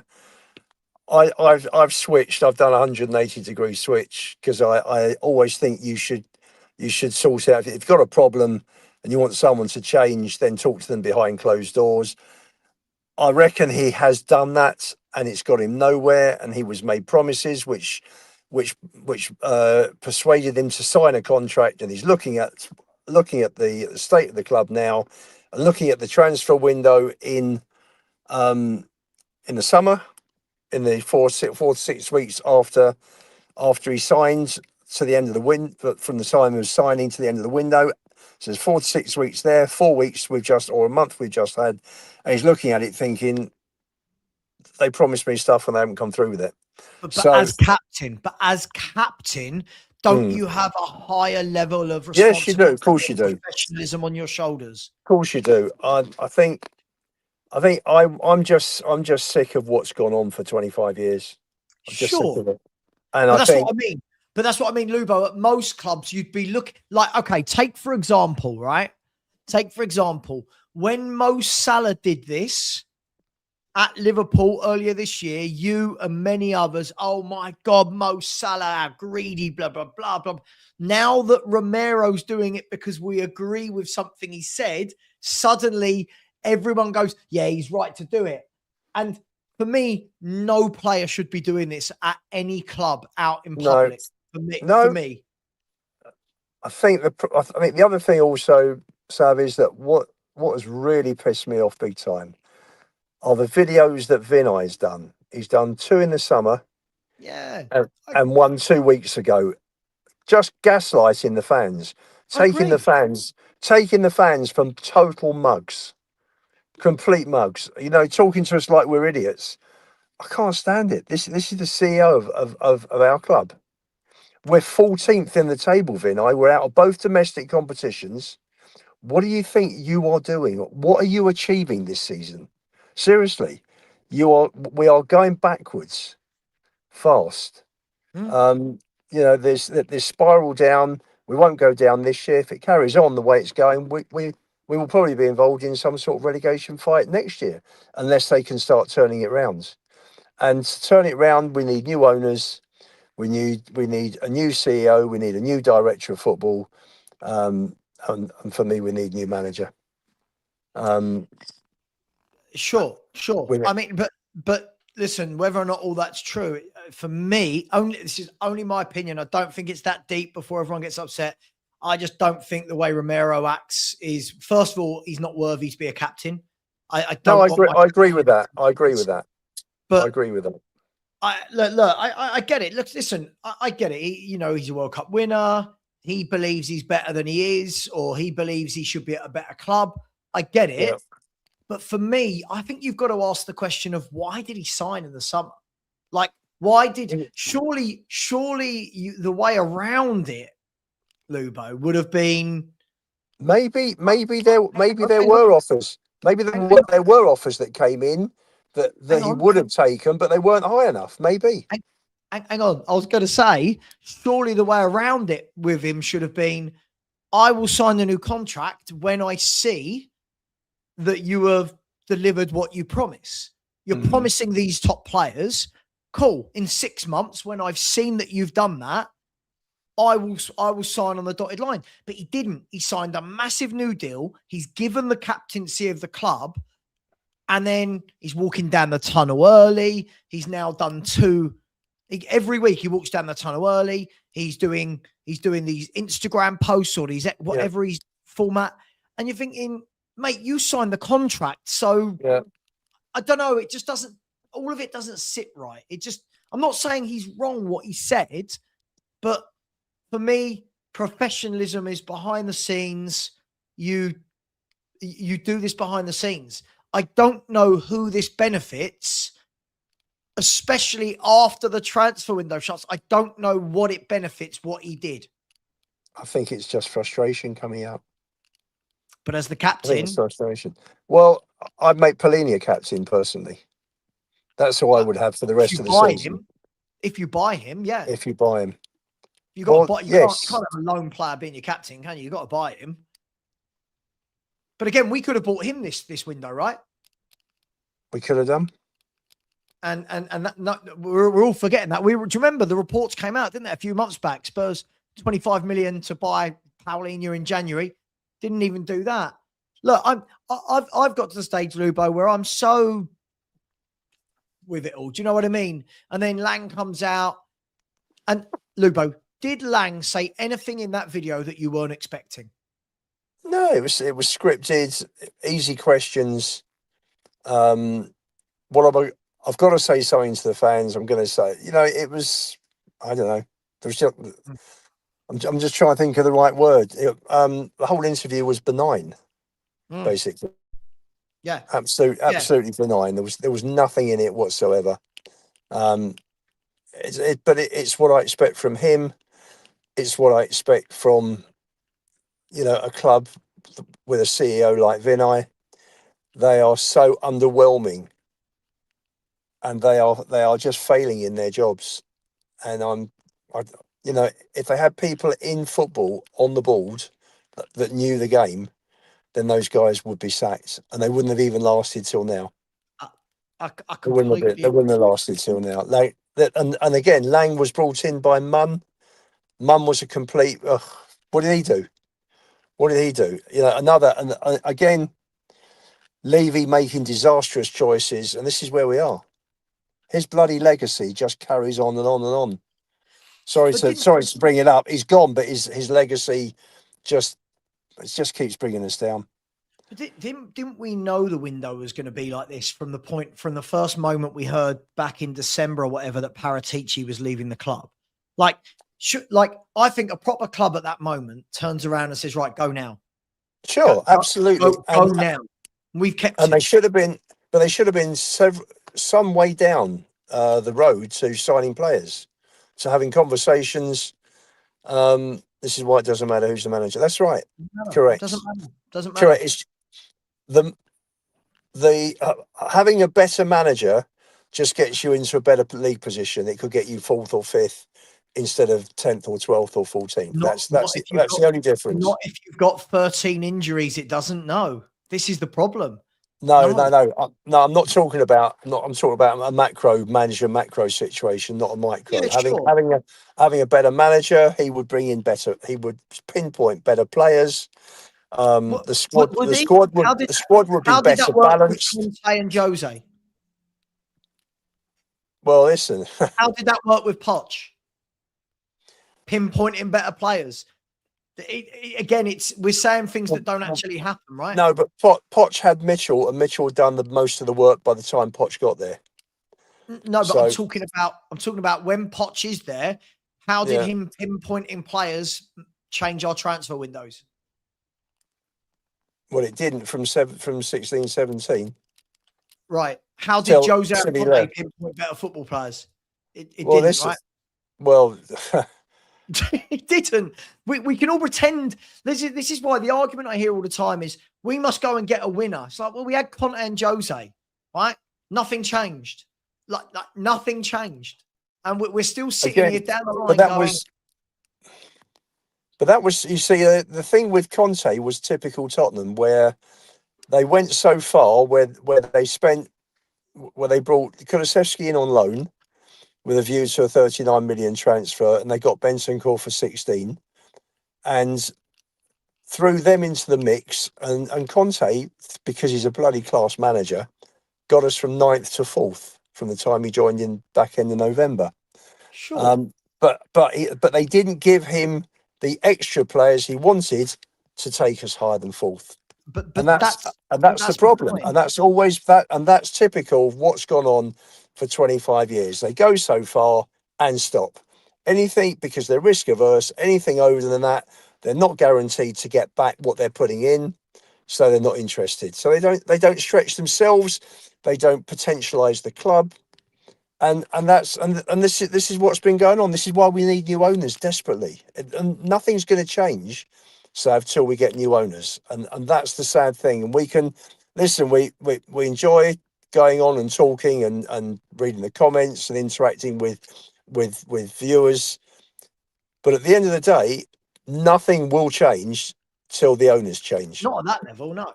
But this is why I say, right, whenever I'm talking about managers now, everyone just makes it such an Ange v Frank thing and it all gets boring. But this is what I say, like, we can bring in another manager now, right? Yeah. We're going to be sitting here having these same conversations. Are they going to back him? As soon as that manager drops into the bottom half or 7 games without a win, this manager, like, at some point, surely the whole fan base has got to realise now that the bigger issue we need to deal with is up there. Well, this transfer window has highlighted everything, because you've had allegedly new owners, I say inverted commas, new owners, different, right, within the same family, but new owners that have promised us the earth on 2 or 3 occasions via Levy and Vinay and latterly Vinay, and nothing's happened. Nothing appears to be happening. So I think and the fan base are fed up. The fan base are turning on Frank. They haven't got Levy to turn on. And the fan base are just frustrated because this has been going on for years and years and years. And the fans are fed up. And unfortunately, Frank is now he's the butt of the frustration. And it should be the owners. It should be the owners. Look, listen. I'm not saying. I've said all along. If Tottenham want to bring in a proper football guy at the top, and he wants to bring in his own manager and have a plan, I'm all for it. All I'm saying is I've literally got. Look, we talk offline, Lubo. You know where I'm at. You know just how bored I've got of the whole thing. That's why when people are like, "Oh my god, but you wanted Ange out. Why don't you want Frank out?" And I'm like, sure, cool, sack him, bring in the new manager. We'll have a new manager bounce, and then when we go back to being this very average football club, we're then going to blame that manager, and then we'll do this over and over and over and over again. Like I'm so bored of Tottenham Hotspur as a football club in the essence of that we'll always love them, but how many years can we go around in this circle? How many years have we said we need a football man at the top? And we've got Vinay. And now maybe that 1% chance that we get to the summer, Lubo, and we go, oh, bloody hell, look at what they've pulled off. But right now, are you sitting here thinking, no, exactly. I'm thinking a couple more Sosa type players like Sosa, Wilson, Yang, Bergval, Gray, Kinski, Valise. This player, that is like how Ashley Phillips, we brought in, Sav, we brought in, I mean, Mason Melia was already booked to come in January. Mason Melia. You got Melia, you've got Wilson, you've got the boy from, they picked up a guy, a kid from Chelsea, they've picked up a kid from West Ham. Yeah. I'm missing one, aren't I? I think there were five they brought in. Yeah. There's a fifth, isn't there? I'm missing. There was Gallagher plus five kids. We've got plenty of kids. No shortage of kids. No shortage. What about the ones that are out? I mean, you've got on top of which you've got Moore and Vuskovic that are having very good loans at the moment. And I'm sure they'll come back into the frame. And you've got others that are out on loan that they're looking at. So there's not room for all of them, though, right? We didn't need, you've got Mason King coming back from injury. He was worth a look before you go and spend 13 million on a Brazilian, unless the Brazilian is that good. If he's that good, then it's a good buy, and that'll turn out to be a big plus for Spurs. But and again, that's the problem. You're bringing in kids, you're blocking the path from the academy. You're spending millions on the academy every year, and you're just going out and buying more and more kids. So there's no plan. There is no plan. There's nothing. Lange can sit there in that meeting and say, "Oh, we want to bring the best kids in from around the world." And look, don't get me wrong. Maybe a Vuskovic comes back in and starts, but realistically, we are bringing in kid after kid after kid. And most of them are getting game time because we've got injuries. When we've got a fully fit squad, touch wood, one day we get a fully fit squad, we're just going to be left with loads and loads of these youngsters that we've bought that we're going to end up moving on, selling and buying more kids. And it's just a bit draining now, isn't it? Like, it's just a little bit, it's all getting a little bit the same every year. I know. This is the problem. And Lange's skill set is identifying kids 16, 17, 18-year-olds, and he should be identifying senior pros and saying he's right for our club. Yeah. But he doesn't seem to be doing that. And that's a massive worry for a DOF. not to have the same context. Whatever you think of Paratici, good or bad, he had an address book that I think far dwarfs Lange's by the look of it. So well, I it's don't a rate mess. either. It's a mess. I don't rate either of them. Mhm. For me, neither of them are that dynamic football person. You know, look, you've got Lange who focuses on the youth a lot more. Paratici's got so much baggage that came with him through extracurricular activities. For me, it just needs it needs a you know what I mean when I say this, it needs a proper footballing guy at the top. Proper. Yeah. Like somebody that comes in and we all go, yeah. You know, like I think if Ralph Rangnick came in right now as the DOF, we all go, yeah, this is a seasoned operator. This is a guy that knows all. Yeah, him and Nagelsmann would be a terrific pair to bring in. Sure, but both going to the World Cup, right, as manager and separately as a manager and two managers, sorry, for different countries. So, but we never seem to get it right at the right time. We never, you know, now they're talking about, as we said earlier in the show, replacing Fabio Paratici to work with Lange. Which top, if you are, I know he's going to the World Cup, but let's just assume Spurs ring up Ralph Rangnick and go, Ralph, we need you to have the keys to the castle, right? Sure. The elephant in the room is going to be, all right, so what's he doing, Lange? Now, are Spurs big enough to turn around and go, if you want him gone, he's gone. Now, that's what we need to do, right? Go to a Ralph Rangnick, go to a Campos and go, you are in charge. You structure it as you see fit. You have the sign off on players. You speak, you liaise with the manager and the scouts, but you have the sign off because you're the one that's going to be here longer than all of the players and the managers. Do we have the balls to do that? You and I both know the answer to that. I've got to shoot, right. Sav. Yeah. Lovely no speaking. Worries, another draining, disappointing day in the life of a Spurs fan. Eh? Yeah, it is. Yeah. Again, it's just a joke. Mate. See you, matey. Bye. Yeah, guys, I'm gonna wrap up in a minute anyway. I mean, look, it's this is the problem, right? And what Lubo said at the end there was spot on. It's just another day where we're in the news cycle, but it's also listen, it's a news cycle that's left Spurs fans going, what's Lange saying? What's Matt Law saying about bringing new director of football? We're never in the news for something good. It's never something where the whole fan base goes, yeah. Like right now, can I ask anyone in the chat? There's 435 of you in here at the moment. If right now Tottenham announced, just for example, Ralph Rangnick is joining in the summer as the director of football, he's going to be able to choose the manager he wants, the scouts he wants. Would you take it? Would you take that right now? Would that make all fans go, yes, this works? Like, it doesn't have to be Ralph Rangnick, but that level, right? I like Ralph Rangnick. I think he's a superb director of football. But if we did that, right? If we did that, wouldn't the whole fan base go, what? Okay, let's see where this leads.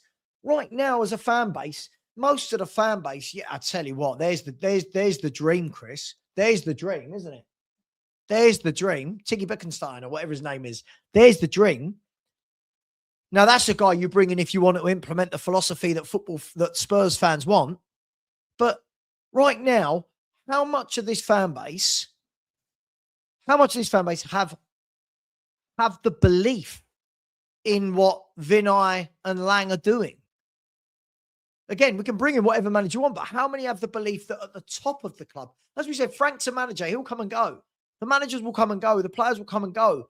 These guys at the top don't seem to come and go as often. So who's got the belief in them? I just don't think many people have. And unfortunately, I think if that doesn't change, I can't see Spurs changing. We've got some good players at this club. We've got far too much deadwood at the club, but no plan at the club. And if we don't have a plan, I don't know how many years you guys have sat here, watched me talk about a plan. Forget my opinion on players or managers. How many times you heard me over the years talk about a plan, a structure. For all those people that go, you never said any of this under Ange. I always said this under every manager, plan and structure. You've got to have a plan, you've got to have a structure. No matter who the manager is, you've got to have a plan, you've got to have a structure. And at the moment, I think we are all seeing that we don't. And I think United are going to start working their way back up there in the summer window. Arsenal are very strong. City will buy. Liverpool will buy. Chelsea are strong. They're going to buy. Newcastle and Villa are doing bits. How do we keep up with them? A plan and a structure. A plan and a structure. But Ralph Rangnick wasn't the director of football at Man United. He was an interim manager. Huge difference. Huge difference. We're not talking about, and this is it again. This is again, right? We can't expect people to go into a club and in 6 months, whether it's the manager, a player, or a director of football, and everything changes. They've got to have time. But Lange's been there for years now, and I don't see a plan. That's only me. Maybe some of you do. Got to have a plan. We can always say, can't we? Yeah, we need, patience. Cool, but give us something to show what the patience is for, right? Show us what we're working towards so that as a fan base, we can have that patience. And if you show me a well thought out plan, as a grown-up and as a football fan, I can take a step back and go, fine, okay, there's your plan. Let's see it work. Right now, no one can tell me from the last 3 or 4 windows what sort of a plan we've got at this football club. No one can tell me from the people that we're hiring at the top what is the plan. So we'll see, guys. We'll see what happens. I wasn't going to go live today, to be honest with you, but obviously the Lange news, it is what it is. See, I whenever I hear this, Chris, I always hear people go, at least it was fun to watch. I hated knowing that we were going to get battered every week. I do not think it was fun at all. But bigger picture, forget Frank, forget Ange, bigger picture at the top. Hey, and it is, thank you, Ellie, plan is a 4-letter word. Yeah, absolutely. Big up to Marios. Big up to you, my man. I hope you're well. So what will people do without this circus? Mate, I'm looking forward to seeing what I will do without this circus when I stop doing the channel. I want to go back to being a fan and not having to give I was speaking to Perchy earlier. So won't it be nice to get to the stage where you don't have to voice your opinion on everything? It's hard work, isn't it? But look, let's see what Spurs bring. Knowing my luck, as soon as I finish YouTube, Spurs will start acting like a big club in the transfer window. But hey, it is what it is. Let's see. Look, I actually think we might get a win against Man United. I just got a feeling. I got a feeling that we might be able to get something there. Let's hope that we can, Gallagher can kick on from this performance at the weekend. Simmons as well. Solanke would have had a week's rest. And we'll take it from there. Big up as well, just before we go, Jordan Coys, always very generous to me, said, we are going into games right now where we can't even afford players we don't rate to get injured. An injury to Odegaard, Tel, Mawani, and we are left with barely anything, which is shameful. And I think this is the problem, Jordan, right? We're not even sitting here going, oh my God, we've got top players that can't get injured. We're sitting here going, let's hope these fringe players don't get injured because we've got no one else. And what did they do in the window, Jordan? Not a lot. But as Lange said, it's difficult, right? It's difficult. So big up. Thank you very much, my man. Listen, guys and girls, if everybody goes and watches Spurs under-19s are playing. Spurs under-19s playing against Real Betis. Someone's just said they're 1-0 up through Luca Williams-Barnett. I don't know if that's true, but apparently so. Look, take care, everybody. I'll be back sometime in the next couple of days.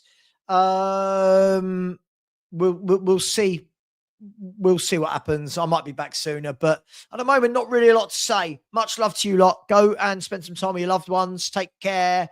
Much love. And as always, hang on, let's see if I can send you anywhere. Let's see if anybody is live. Is anybody live? Customization, redirect. Is anybody live? Anybody live? I cannot see that any. Rants and Bants is live with Saeed. If you want to watch those guys, just go over and say FHTV raid or Savva raid. Much love. Take care. And as always, come on, you Spurs.